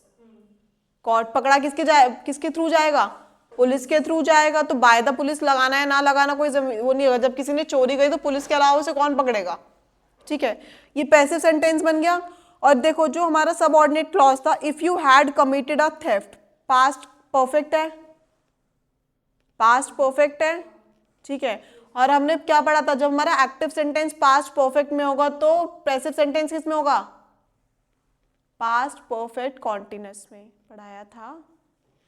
Indefinite tense continuous में जाएगा, कॉन्टिन्यूअस टेंस बीइंग में चेंज हो जाएगा, फिर परफेक्ट टेंस परफेक्ट कॉन्टिन्यूअस में चला जाएगा, ठीक है। परफेक्ट कॉन्टिन्यूअस टेंस चेंज नहीं होता है, ये भी पूछ लेते हैं, ध्यान रखना। कंडीशनल सेंटेंस के अंदर ये भी घुसा देंगे, जैसे भी इसके अंदर पूछ लिया गया है, if you had committed a theft, और आपको दे दिया you dash caught by the police, you dash caught या डैश कॉट, बस फिल द करेक्ट। अब इसके अंदर सीक्वेंस ऑफ टेंस नहीं देखना, जब एक्टिव से पैसिव कंप्लीट बन रहा है तो इसमें देखना है एक्टिव में कौन सा टेंस और पैसिव में कौन सा जाएगा, ये भी ध्यान रखना।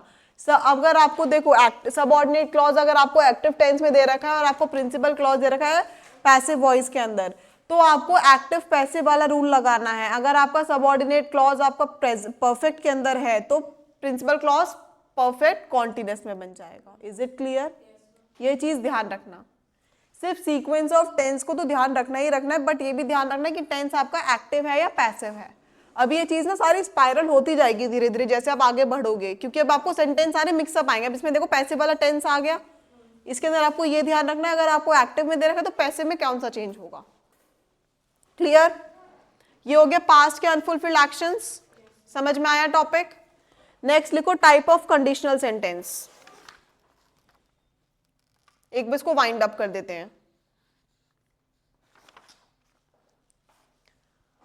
टाइप ऑफ कंडीशनल सेंटेंस के अंदर हमने 3 टाइप के कंडीशनल सेंटेंस पढ़े, पॉसिबिलिटी वाले सेंटेंस पढ़े, इम्पॉसिबिलिटी वाले सेंटेंस पढ़े और पास्ट वाले सेंटेंस पढ़े। 3 टाइप के सेंटेंस पढ़े हमने अब तक।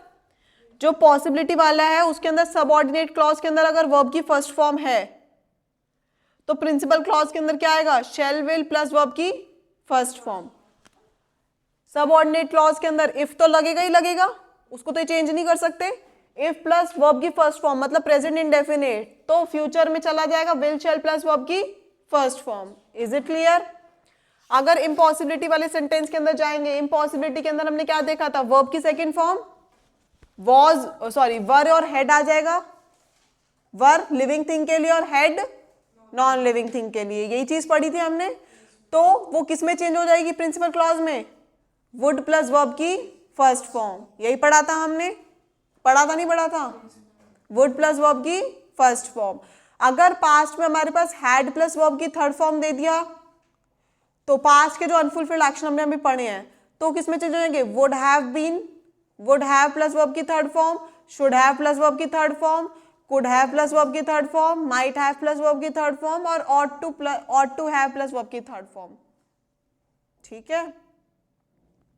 ऑट टू हैव पता है कब ये आएगा, जब मॉरल ऑब्लिगेशंस आ जाएंगे। डन? समझ में आया? अब देखो, if you had run fast you dash the race, option में है वॉन।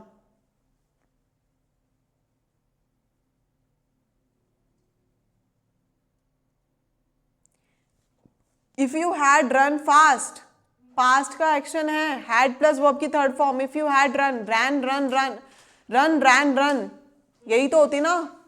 तो हैड प्लस वर्ब की थर्ड फॉर्म आ गई, पास्ट में आ गया, तो you dash the race, verb आपको दे रखी है von, you would have won the race. Would कब करते हैं, जब अगर तुम तेज भागोगे तो तुम डिटरमाइन सर्टेनिटी है कि तुम रेस जीत जाओगे। बताया ना कि अगर पास्ट में सबऑर्डिनेट क्लॉज के अंदर हैड और थर्ड वर्ब की थर्ड फॉर्म है तो प्रिंसिपल क्लॉज के अंदर वुड हैव प्लस वर्ब की third form, should have plus verb की third form, could have plus verb की third form, ought to would have plus verb की थर्ड फॉर्म। समझ में आया? Is it clear? Conditional sentence समझ में आया? यहाँ पे कंडीशनल सेंटेंस हमारा कंप्लीट होता है। अब इसकी एक्सरसाइज करते हैं।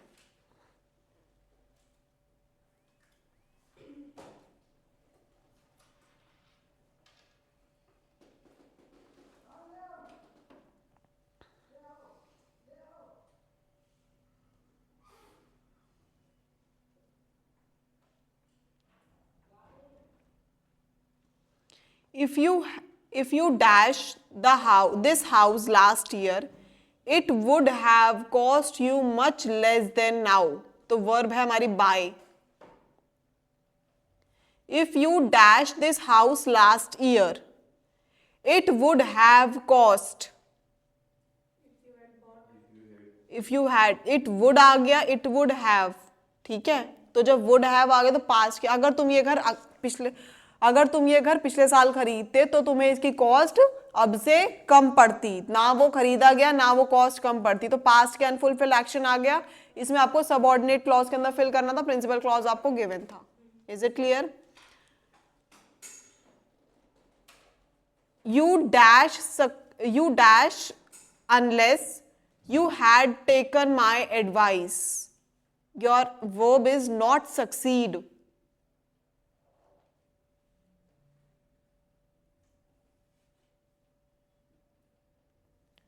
You dash unless you had taken my advice.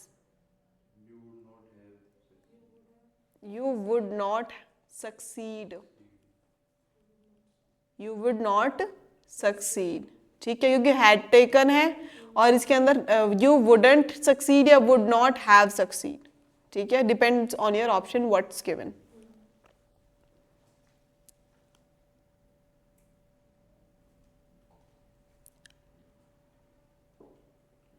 I dashed them more money if I had more. Give.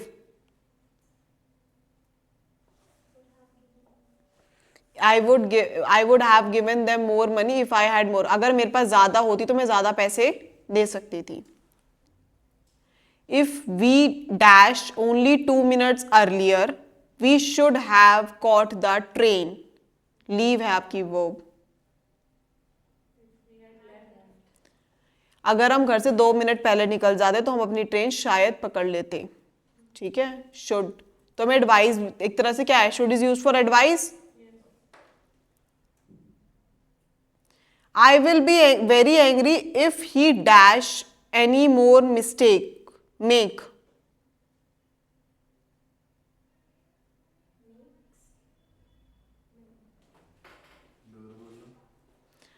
I will be very angry if he dash any more mistakes. Make is a verb.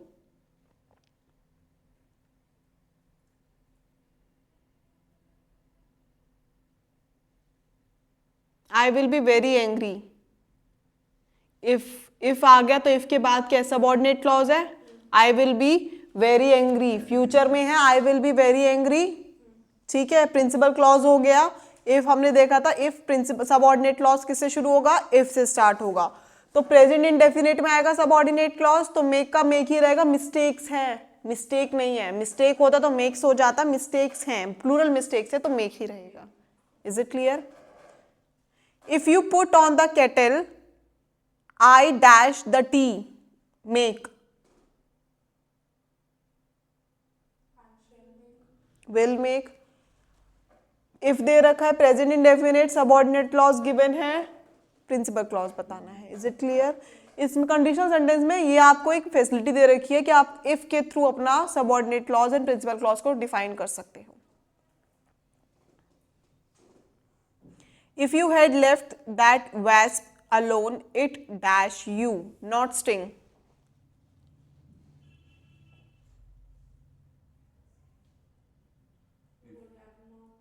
Would have not stung. Third form आएगी ना. ये समझ में आ गया? Is it, ये clear हो गया इतना? Sorry. Your suit would look better if you dash a red tie.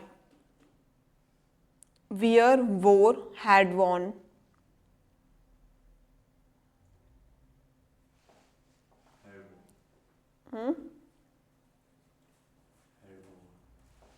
Had worn कहाँ आया था, कहाँ पढ़ाया था? Should है ना, you should. Your suit would look better. Would have looked better नहीं है, had नहीं आएगा. Would have प्लस वर्ब की थर्ड फॉर्म आएगी तो had प्लस वर्ब की थर्ड फॉर्म आएगी. ठीक है, इसमें सिर्फ would गिवन है. would look का मतलब would प्लस वर्ब की फर्स्ट फॉर्म, तो क्या आएगा?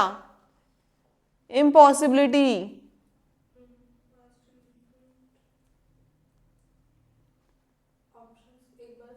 Wear, wore and had worn.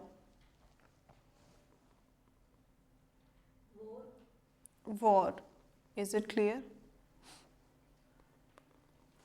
If you had been at the meeting, I dash shall see you, should see you, should have seen you. ठीक है, had plus verb की third form and should have plus verb की third form. Were she to see you, she will be surprised, would be surprised, would have been surprised. Were she to see you, she will be surprised, would be surprised, would have been surprised. Would be surprised क्योंकि verb impossibility. अगर वो तुम्हें देखेगी तो वो surprise हो जाएगी, ना वो तुम्हें देखेगी ना वो सरप्राइज होगी. ठीक है, वर आ गया मतलब क्या यूज हुआ है? Past indefinite. What would you do if it dash on the day of your engagement? Rain, will rain, rained, would rain. Rained. Would आ गया, would plus verb की first form. What would you do? Do हो गया verb की first form. और if it, if हो गया subordinate clause start हो गया, तो अगर हम सेकंड वर्ब की सेकंड फॉर्म होगी तभी प्लस वुड की फर्स्ट फॉर्म आएगी. तो if it rained, he would not have written this if he dashed the news. He would not have written this if he dashed the news. Would not hear, would not have heard, had not been heard, had not heard. Had not heard. He would not have written. Would not plus verb की third form, would have plus verb की third form है, तो had subordinate clause में क्या आएगा? had plus verb की third form. ठीक है, ये समझ में आया है अच्छे से? प्रिंसिपल जो ये कंडीशनल सेंटेंस समझ में आ गए. प्रिंसिपल क्लॉज, सबऑर्डिनेट क्लॉज की पहचान क्या है? इफ है, और जिसके साथ जो लग रहा है सीक्वेंस ऑफ टेंस आप लोगों को बता ही दिया है मैंने, और एक शॉर्ट में लिखवा भी दिया है. ठीक है, नेक्स्ट टॉपिक डालो, सब्जेक्ट वर्ब एग्रीमेंट.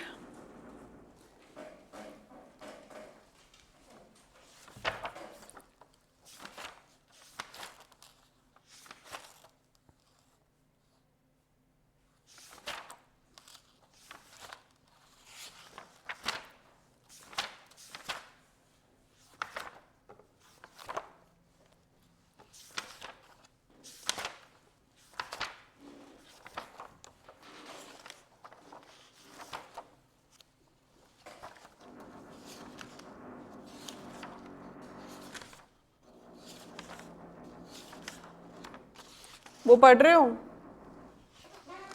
ईडीएम्स वगैरह, फ्रेजेस, सिनोनिम्स वगैरह, एंटोनिम्स पढ़ रहे हो? कब पढ़ोगे? लास्ट में?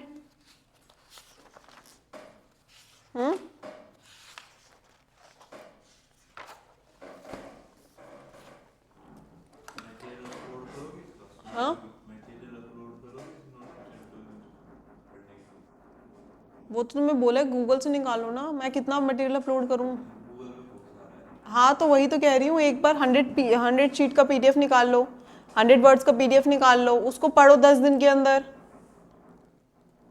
फिर उसको देखो, फिर नेक्स्ट निकालो. ऐसे करोगे ना. मैं भी कितने पीडीएफ अपलोड करूंगी आपके पास जब गूगल पे वाला मटेरियल अवेलेबल है. मैं इसकी एक्सरसाइज अपलोड करवाऊंगी, जैसे मैं जो प्रैक्टिस एक्सरसाइज बोल रही हूँ ना आपको, उसकी एक्सरसाइज अपलोड हो जाएंगी आपके पास करने के लिए. या वरना आपके जो यूपीएससी जो प्रीवियस ईयर के पेपर्स आप उसमें कर सकते हो, एसएससी के पेपर्स है उसको देख लो, उसमें फिल करो. सब्जेक्ट वर्ब एग्रीमेंट का मतलब क्या है कि जो वर्ब यूज होगी ना वो सब्जेक्ट के अकॉर्डिंग यूज होगी.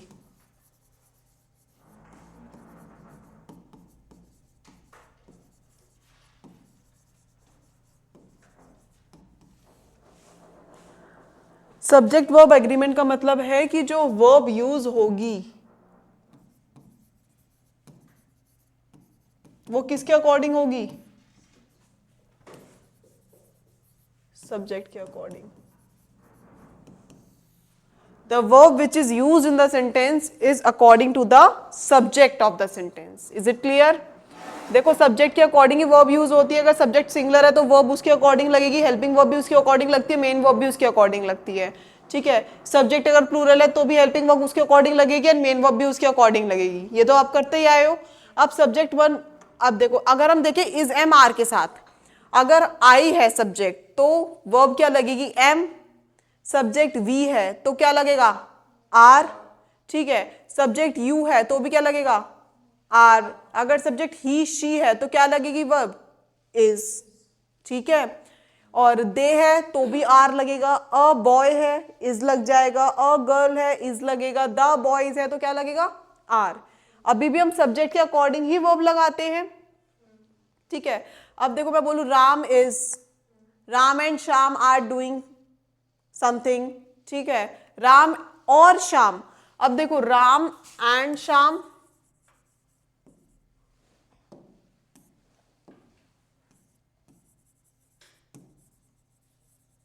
के साथ में आर लगा रही हूं क्योंकि मैं दो जनों की बात कर रही हूं, राम और श्याम दोनों मिलके कुछ कर रहे हैं। अगर मैं बोलूं राम और श्याम के साथ में लगाऊंगी इज, क्योंकि राम और श्याम, या तो राम काम कर रहा है या श्याम काम कर रहा है, ठीक है। या तो राम काम कर रहा है या श्याम काम कर रहा है। अगर मैं बोलूं राम और आए तो मेरा जो सेकंड वाला सब्जेक्ट होगा उसके अकॉर्डिंग वर्ब लगेगी, ठीक है। राम और आए, या तो राम काम कर रहा है या फिर मैं काम कर रही हूं, ठीक है। तो उसके साथ में क्या लगाऊंगी, एम, ठीक है। इज इट क्लियर, ये चीज समझ में आई। The cost of computers, cost क्या है, सिंगुलर है, चाहे जितने भी 100 कंप्यूटर खरीद रही हूँ, 50 कंप्यूटर खरीद रही हूँ, 2 कंप्यूटर खरीद, तो कॉस्ट क्या रहेगी, एक ही रहेगी ना। The cost of the computers, ठीक है। कंप्यूटर्स है लेकिन उसकी कॉस्ट कितनी रहेगी, एक ही रहेगी। Is it clear. The qualities of the mangoes, अब 100 मैंगो हैं, 100 मैंगो की 100 क्वालिटीज होंगी, 100 क्वालिटीज होंगी ना, ठीक है। The quality of these mangoes, अगर मैं बोलूं कि इन मैंगोज की जो क्वालिटी है, क्वालिटी सिंगुलर हो गई तो उसके लिए मैं इज यूज करूंगी। और अगर मैं बोलूं the qualities of these mangoes, in mangoes की क्वालिटीज, मतलब सारे मैंगोज जो है वो कितने अलग अलग क्वालिटीज के हैं, तो क्वालिटीज आ गया तो क्या है, आर। तो मतलब मेन सब्जेक्ट हो गया, क्वालिटीज बता रहे, जो मैंगो क्या बता रहे हैं, हमारी क्वालिटीज बता रहे हैं उसकी, तो क्वालिटीज क्या हो गया, सब्जेक्ट। तो उस सब्जेक्ट के अकॉर्डिंग क्या आ जाएगी हमारी, वर्ब। जैसे कॉस्ट ऑफ कंप्यूटर्स, तो कॉस्ट है ना सब्जेक्ट हमारा, मेन तो मैं कॉस्ट बतानी, तो उस कॉस्ट के अकॉर्डिंग आएगी क्या आएगी, verb. Ram with his friends, Ram तो जा रहा है लेकिन अपने फ्रेंड्स के साथ जा रहा है, तो Ram with his friends is going on a picnic. Ram जा रहा है और उसके साथ साथ उसके पीछे पीछे कौन जा रहा है, उसके फ्रेंड्स। अगर राम एंड हिज फ्रेंड्स आता तो आर आता, राम विद हिज फ्रेंड्स, तो राम अकेला जा रहा है किसके साथ, अपने दोस्तों के साथ, तो राम क्या है, सब्जेक्ट है। Is it clear. अब इसके कुछ रूल है, वो रूल लिखो, रूल नंबर 1 लिखो।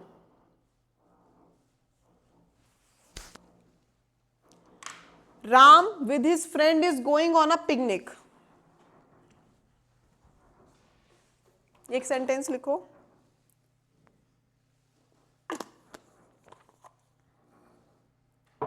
Ram with his friends is going on a picnic. अब मैं विद की जगह क्या लगा सकती हूँ, जिसमें मुझे इज ही लगानी है, जो वर्ब रहेगी मेरी, अगर इज ही रखनी है मुझे अपनी वर्ब को, तो मैं विद की जगह पे क्या क्या लगा सकती हूँ, इन एडिशन टू, नहीं, राम और उसके दोस्त नहीं, राम या उसके और का मतलब हो गया या तो राम जा रहा है या फिर उसके फ्रेंड्स जा रहे हैं, लेकिन राम अपने दोस्तों के साथ जा रहा है, तो विद आ जाएगा। In addition to, along with, Ram along with his friends is going to on a picnic. Together with as well as, like, including, besides, including भी है इसके अंदर, राम इंक्लूडिंग हिज फ्रेंड्स, ठीक है। Besides, accompanied by,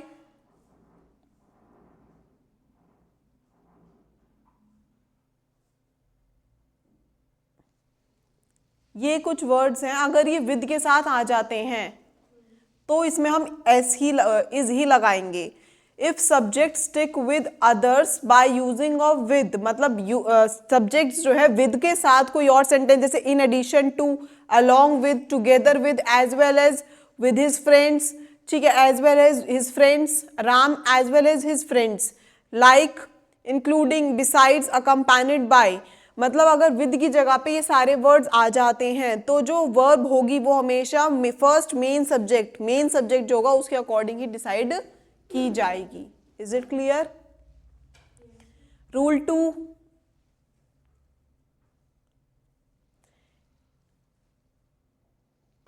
if subject was going without other,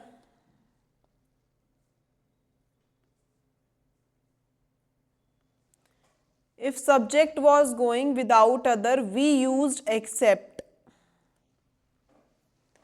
except, but, minus, bearing, and not, excluding, unlike, without,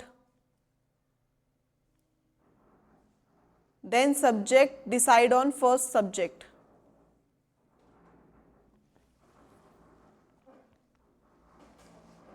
Then subject decide on first subject. Is it clear?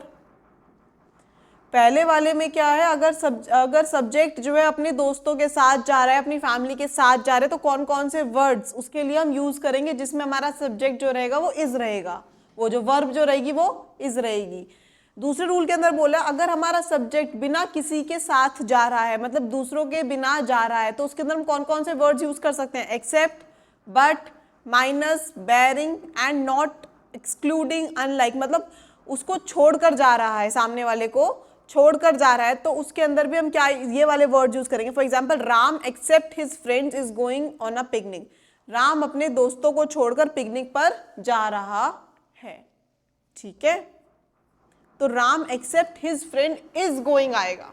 Subject क्या है? Singular है, चाहे वो अपने दोस्तों को साथ लेकर जा रहा हो या छोड़कर जा रहा हो। अगर छोड़कर जा रहा है और वर्ब हमें इज रखनी है तो हम ये वाले वर्ड्स का यूज करेंगे, और अगर लेकर जा रहा है तो और हमें वर्ब इज रखनी है तो हम इन वाले वर्ड्स का यूज करेंगे जो हमने रूल नंबर 1 में पढ़े हैं। Is it clear? When subject represent two different identity we use are। जब थर्ड रूल है ये हमारा, जब हमारा सब्जेक्ट जो है दो डिफरेंट आइडेंटिटी को रिप्रेजेंट करता है तो हम आर का यूज करते हैं। जैसे Ram and Shyam are friends, subject Ram and Shyam है और दोनों डिफरेंट आइडेंटिटीज को शो कर रहे हैं तो वी यूज आर। ठीक है, या जब दो नाउन्स को या फिर दो प्रोनाउन को हम एंड के थ्रू वो करते हैं, कंबाइन कर देते हैं और उन दो डिफरेंट आइडेंटिटीज के बारे में बात करते हैं तो वर्ब हमारी प्लूरल ही रहेगी। इसमें कोई सब्जेक्ट में दो नाम भी हो सकते हैं या फिर दो नाउन या दो प्रोनाउन भी हो सकते हैं। ठीक है, हर एक पता है हर एक नाउन के 3 प्रोनाउन होते हैं, आई, यू, दे, यही पढ़ा था हमने। ही, शी, इट भी होता है। तो कोई भी दो नाउन और कोई भी दो प्रोनाउन एंड, ध्यान रखना एंड से कनेक्टेड होंगे तो ही वो वर्ब उसकी क्या होगी? प्लूरल होगी। जैसे Ram and Shyam are friends, Ram and I. अब यहाँ पे राम और आई नहीं है, Ram and I are part of Shri Krishna IAS institute. ठीक है, राम एंड आई आर, समझ में आया? अब रूल नंबर 4 पे चले। When the two nouns are combined by R and talk about one unit, जब दो नाउन एंड के थ्रू कंबाइन तो हो रही हैं बट दोनों को कंबाइन करने के बाद हम उनकी बात जो है वो एक ही यूनिट में कर रहे हैं तो वर्ब कैसी आएगी? सिंगुलर। कैसी आएगी? सिंगुलर। जब दो नाउन कंबाइन कर रहे हैं एंड के थ्रू, ठीक है, तो लेकिन हम दोनों को बात एक ही यूनिट में कर रहे हैं, दोनों की बात एक ही यूनिट में कर रहे हैं, दो अलग आइडेंटिटी की बात नहीं कर रहे, दो अलग आइडेंटिटी को कंबाइन तो कर रहे हैं एंड से, लेकिन दोनों को एज अ सिंगल आइडेंटिटी हम लोग रेफर कर रहे हैं तो उसके लिए हमारी वर्ब क्या रहेगी? Singular. For example, bread and butter is my favorite breakfast। bread and butter, these two are different identities, but मैं इसको use as a singular unit कर रही हूँ, bread butter। मैं ना ब्रेड अलग से खा सकती ना बटर अलग से खा सकती, तो ब्रेड के ऊपर बटर को लगा के एक सिंगल यूनिट बनाऊंगी तभी तो वो मेरा फेवरेट ब्रेकफास्ट बना है। समझ में आई? Horse and carriage is used by the bride groom. घोड़ी और बग्गी हॉर्स एंड कैरेज, घोड़ी बग्गी देखी सुनिए ना, बग्गी, तो वो ब्राइड ग्रूम के थ्रू यूज की जाती है। Sum and substance of this poem is not clear to me, मतलब सम एंड सब्सटेंस देखा जाए, सम और सब्सटेंस मतलब इस पोएम का जो मीनिंग है वो मुझे क्लियर नहीं हुआ है। Time and tides wait for none, time and tides, अब टाइम जैसे जो टाइड्स हो गई और जो टाइम है वो किसी के लिए भी वेट नहीं करते, तो यहाँ पे वेट आएगा, प्लूरल आएगा, सिंगुलर नहीं आएगा। ये एक्सेप्शनल केस है, क्योंकि ये क्या है, time and tide waits for none, ये क्या है, एक यूनिवर्सल ट्रूथ है, ये एक कोटेशन है जो चौसर ने दी थी। चौसर ने time and tides wait for none, ये कोटेशन चौसर ने दी थी। जो जब कोई कोटेशन होती है, जब कोई यूनिवर्सल फैक्ट होता है, वो चेंज हम नहीं कर सकते हैं उस चीज को। Is it clear? Time and tides, ठीक है, कहने को तो एक ही चीज है कि समय और क्या, टाइड्स किसी के लिए भी नहीं रुकते हैं। ये क्या यूनिवर्सल ट्रूथ है, ये कोटेशन है, ये एक स्लोगन है जो चौसर ने दिया था, तो वो चेंज नहीं होगा। कोई भी रूल के अकॉर्डिंग कोई भी कोटेशन, स्लोगन्स या फिर कोई भी कोटेशन, स्लोगन या यूनिवर्सल ट्रूथ चेंज नहीं होते हैं। क्लियर? अब देखो पोइटिक जस्टिस देखो है, भगवान का न्याय, पोइटिक जस्टिस है, भगवान का न्याय, तो उसको भी हम चेंज नहीं कर सकते।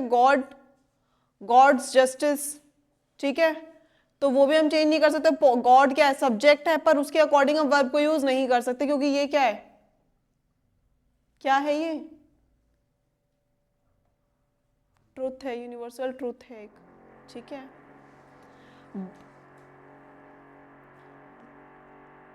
पोइटिक लिबर्टी क्या होता है?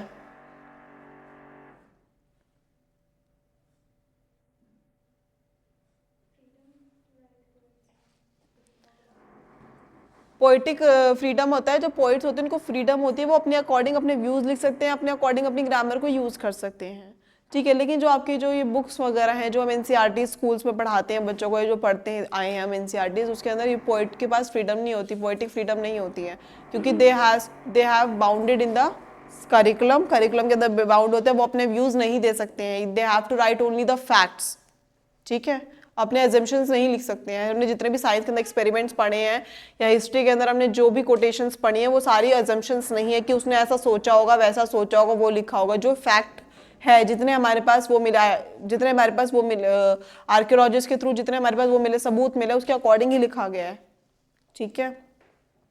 रूल नंबर 5 पे आ जाते हैं।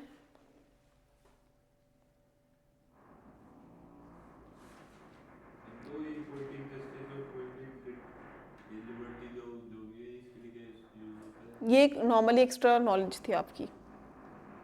पोइटिक जस्टिस मतलब पोइट्स के लिए जस्टिस, भगवान का न्याय, एक तरह से। रूल नंबर 5 है ईदर, आपका सब्जेक्ट 1 हो गया, इसको ऐसे लिखना,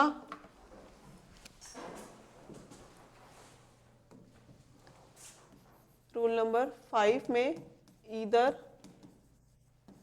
ये सब्जेक्ट आपका 1 है और आपका क्या है, सब्जेक्ट 2, इसके बाद आएगा सब्जेक्ट 2, ठीक है। फिर है नीदर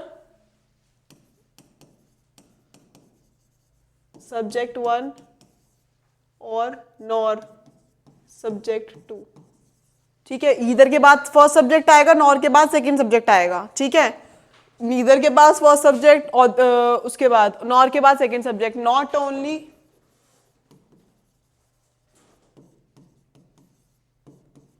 और क्या था, बट ऑल्सो,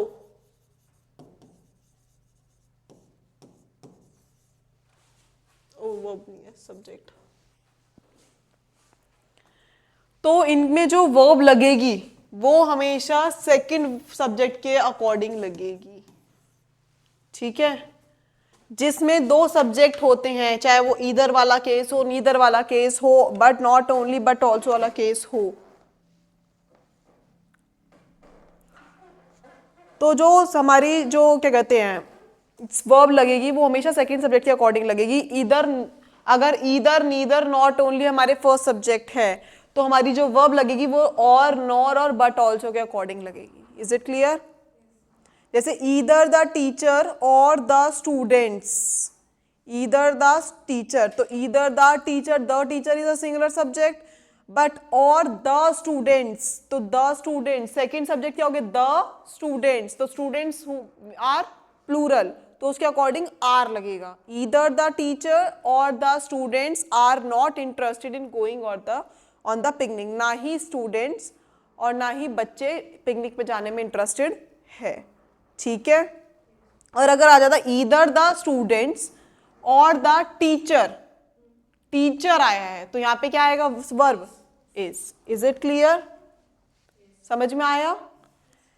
नेक्स्ट रूल लिखो, second rule,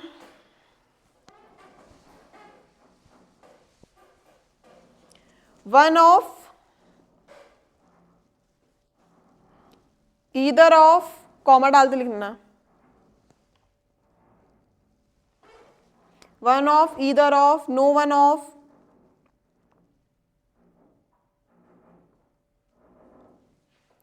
one of, either of, no one of, none of, each of, neither of, any of, any one of, every one of.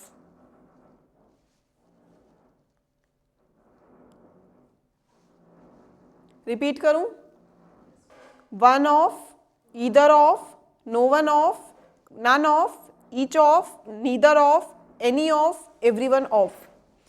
अगर इनके साथ प्लूरल नाउन या प्रनाउन है, इनके साथ लिख लो प्लस करके, प्लूरल नाउन है या फिर प्रनाउन है, तो वर्ब कौन सी आती है, सिंगुलर।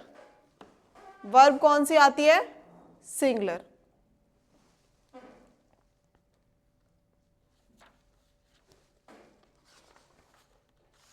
क्लियर। अगर ये सारे सब्जेक्ट्स हैं और उसके साथ कोई प्लूरल नाउन या प्लूरल प्रोनाउन दे रखा है, तो वर्ब हमेशा सिंगुलर आएगी।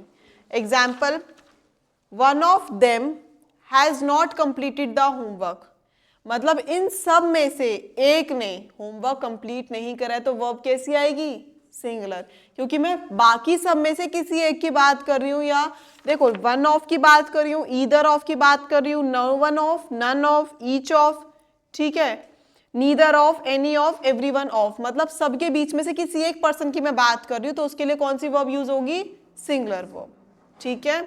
One of my friends is an IPS officer, मेरे फ्रेंड्स में से एक फ्रेंड जो है वो कौन है, आईपीएस ऑफिसर, तो वो एक फ्रेंड है 100 फ्रेंड में से एक फ्रेंड, तो हम उस पर्टिकुलर सिंगल फ्रेंड की बात कर रहे हैं जो आईपीएस ऑफिसर है, तो इसलिए हमारी वर्ब कौन सी यूज हुई है, singular. Is it clear. Rule number 7,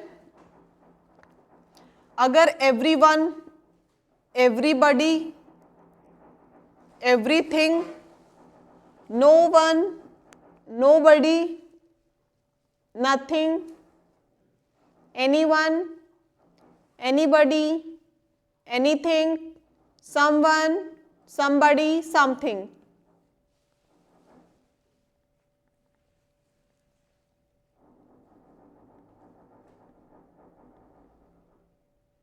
repeat करूं, everyone, everybody, everything, no one, nobody, nothing, anyone, anybody, anything, someone, somebody, something। मतलब इसके साथ भी हम सिंगुलर वर्ब का यूज करेंगे, क्योंकि anyone, any one of you bring the notebook, ठीक है, no one can come in my class, मेरी क्लास में कोई भी नहीं आएगा, no one come can late, मतलब इन सब में से कोई सा भी बच्चा लेट नहीं आएगा मेरी क्लास के अंदर, ठीक है। nobody, मतलब यहाँ पे मैं किसी सिंगुलर की ही बात करी, तो इसलिए मेरी वर्ब क्या आएगी, सिंगुलर। जैसे nobody is fallen in love with you, तो nobody, मैं किसी की भी बात नहीं करी, कोई एक सिंगल पर्सन भी नहीं होगा ऐसा, तो इज सिंगुलर वर्ब, ठीक है। रूल नंबर 8, ये आपको वर्ड्स ध्यान रखने पड़ेंगे इंग्लिश के लिए कि कौन कौन से वर्ड है उसके साथ क्या क्या होगा। क्लियर। रूल नंबर 8 है, अगर आपके पास नाउन से पहले एडजेक्टिव आता है, एडजेक्टिव भी कौन सा, ईच और एवरी, नाउन कोई भी हो, चाहे बॉय हो, चाहे गर्ल हो, चाहे कुछ भी नाउन हो, अगर उससे पहले आपके पास एडजेक्टिव आता है, एडजेक्टिव भी कौन सा, ईच और एवरी, तो आपके साथ सिंगुलर वर्ब लगेगी, each every plus noun. Give singular, क्योंकि ईच सिंगल की बात कर रही हूं। Each of the boy, each of the boys, singular आ गया। तो जो सिंगुलर वर्ब होगी वो किसके ऊपर डिपेंड होती है? सब्जेक्ट के ऊपर। तो इसमें सब्जेक्ट क्या है? ईच। ठीक है, ईच क्या है? प्रोनाउन भी कह सकते हैं उसको। लेकिन अगर मैं बोलूं ईच ऑफ द बॉयज, तो ईच के बाद बीच में क्या आ गई? अदर वर्ड्स आ गए, प्रीपोजिशन वगैरह, आर्टिकल्स वगैरह आ गए। बॉयज क्या हो गए? नाउन लास्ट में चला गया, तो ईच क्या बन गया? प्रोनाउन। ठीक है, तो उसके अकॉर्डिंग भी, मतलब जो ईच चाहे प्रोनाउन बने चाहे एडजेक्टिव बने, उसके अकॉर्डिंग ही सिंगुलर वर्ब सिलेक्ट होगी। Is it clear? अगर आपका एडजेक्टिव है, एडजेक्टिव के बाद नाउन है, एडजेक्टिव भी कौन से? ईच और एवरी। आपको पता है किसी सब्जेक्ट, किसी नाउन से पहले अगर कोई प्रोनाउन आ जाता है तो वो एडजेक्टिव बन जाता है ना? ये आपको पता ही है। तो जो आपकी वर्ब सिलेक्ट होगी वो आपके एडजेक्टिव या प्रोनाउन के बिहाफ पे सिलेक्ट होगी। अगर नाउन से पहले आ गया तो एडजेक्टिव बन गया, और अगर नाउन से पहले नहीं आया तो क्या बन गया? प्रोनाउन। यही देखा था हमने। Is it clear? कि कोई भी नाउन से पहले कोई भी वर्ड आता है तो उसे एडजेक्टिव बना देते हैं, और नाउन से पहले अगर वो नहीं आता तो वो क्या हो जाता है? प्रोनाउन। ठीक है, जैसे माय बुक, तो माय वैसे तो क्या है? प्रोनाउन है, बट बुक एक नाउन है, तो नाउन के आगे आ गया तो माय क्या बन गया? एक एडजेक्टिव। बट अगर मैं इसको माय को आगे कर दूं और नाउन को पीछे कर दूं, मतलब नाउन के बीच में 2-3 वर्ड्स, नाउन और माय के बीच में 2-3 वर्ड्स लगा दूं, तो माय क्या बन जाएगा? एक प्रोनाउन। ठीक है, इज इट क्लियर? तो इसके साथ क्या आएगा? Singular verb. क्या आएगी? Singular verb. मतलब ईच और एवरी के साथ भी कौन सी वर्ब आती है? Singular verb. ठीक है, चाहे नाउन कैसा भी हो। फिर नेक्स्ट है, इसका एग्जाम्पल अभी लास्ट में दूंगी, इसमें भी एग्जाम्पल गिवन नहीं है, लिखा नहीं है इसके अंदर एग्जाम्पल। जैसे इसके अंदर each of the boys, example मैंने ये वाला दिया था, ईच ऑफ द बॉयज। ठीक है, each of the boy is, each of the boys in the class is standing, each of the boys is standing, is stand. ठीक है, या कुछ भी एग्जाम्पल ले लो, each of the boys come out from the class, कुछ भी आप इसके साथ वर्ब कौन सी लगेगी? सिंगुलर लगेगी। ईच ऑफ द बॉयज या ईच ऑफ द गर्ल्स, चाहे वो गर्ल्स सिंगुलर हो प्लूरल हो, जो आपकी वर्ब, जो सिंगुलर वर्ब बनेगी वो किसके अकॉर्डिंग बनेगी? सब्जेक्ट के अकॉर्डिंग। ईच आ गया तो सिंगुलर वर्ब लगेगी। ठीक है, अब रूल नंबर 9 लिखो। अ number of, a large number of, a great number of.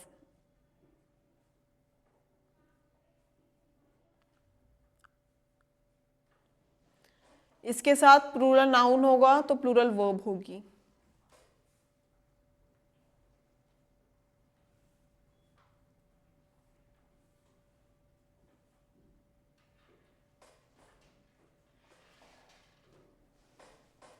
अब एक चीज ध्यान से सुनो, इसके अंदर एक एक्सेप्शनल केस है। अगर अ नंबर है, a number of, a large number of, a great number of, अगर आगे है अ, तो नाउन भी प्लूरल होगा और वर्ब भी प्लूरल होगी। लेकिन अगर the number of, the large number of, the great number of है, तो उसके साथ प्लूरल नाउन तो होगा, बट वर्ब कैसी होगी? Singular. Is it clear? The में हम पे पता है हम स्पेसिफिक चीज के बारे में बात करते हैं। तो अगर मैं बोलूं the number of students is 60, the number of student is, the आ गया तो इज आ गया। ठीक है, और अगर मैं बोलूं a number of guest have come, have तो प्लूरल वर्ब लगेगी इसके अंदर। ठीक है, a number of guest, a large number of guest, a great number of guest, तो प्लूरल वर्ब लगेगी। और the number of students, the large number of students, the great number of students, तो plural, तो verb कैसी लगेगी? Singular. Is it clear? Rule number 10, many plus plural noun, many plus plural noun, a good many plus plural noun, a good many plus plural noun, a great many plus plural noun.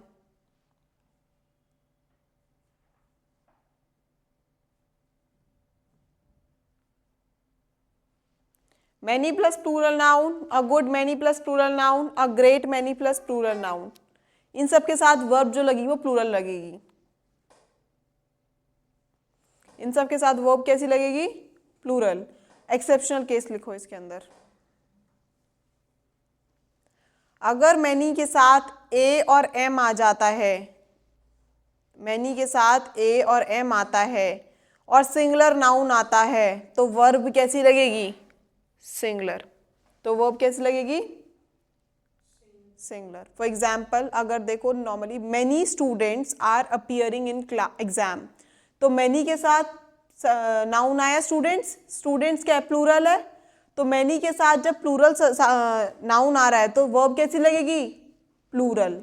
ठीक है, many students are appearing in exam. A good many students are appearing in exam.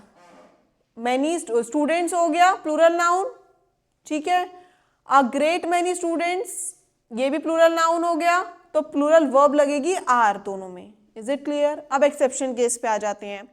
Many a student is appearing in exam. Many a student, तो student आया, students नहीं, singular noun आ गया, तो singular noun के साथ कौन सी वर्ब आती है? Singular verb. मतलब रूल नंबर 10 के अकॉर्डिंग जो हमारी जो वर्ब सेट होगी वो सिंगुलर नाउन के अकॉर्डिंग और सिंगुलर प्लूरल नाउन के अकॉर्डिंग आएगी। Is it clear? डन। अब रूल नंबर 11,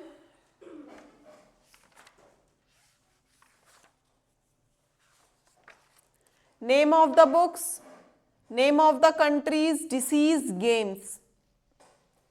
चाहे किसी बुक का नाम हो, कंट्री का नाम हो, डिसीज का नाम हो या गेम्स का नाम हो, उन सब के साथ सिंगुलर वर्ब लगती है हमारी। ठीक है, कौन सी वर्ब लगेगी इनके साथ? सिंगुलर वर्ब लगेगी। Is it clear? यहाँ पे क्लियर हो गया ये? रूल नंबर 11 तक हमने कर लिया है, बाकी हम कल करेंगे।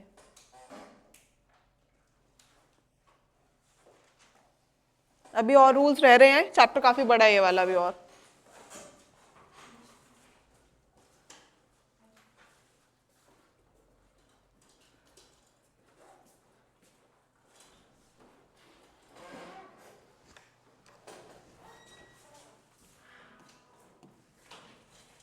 क्लास है इसके बाद आपकी?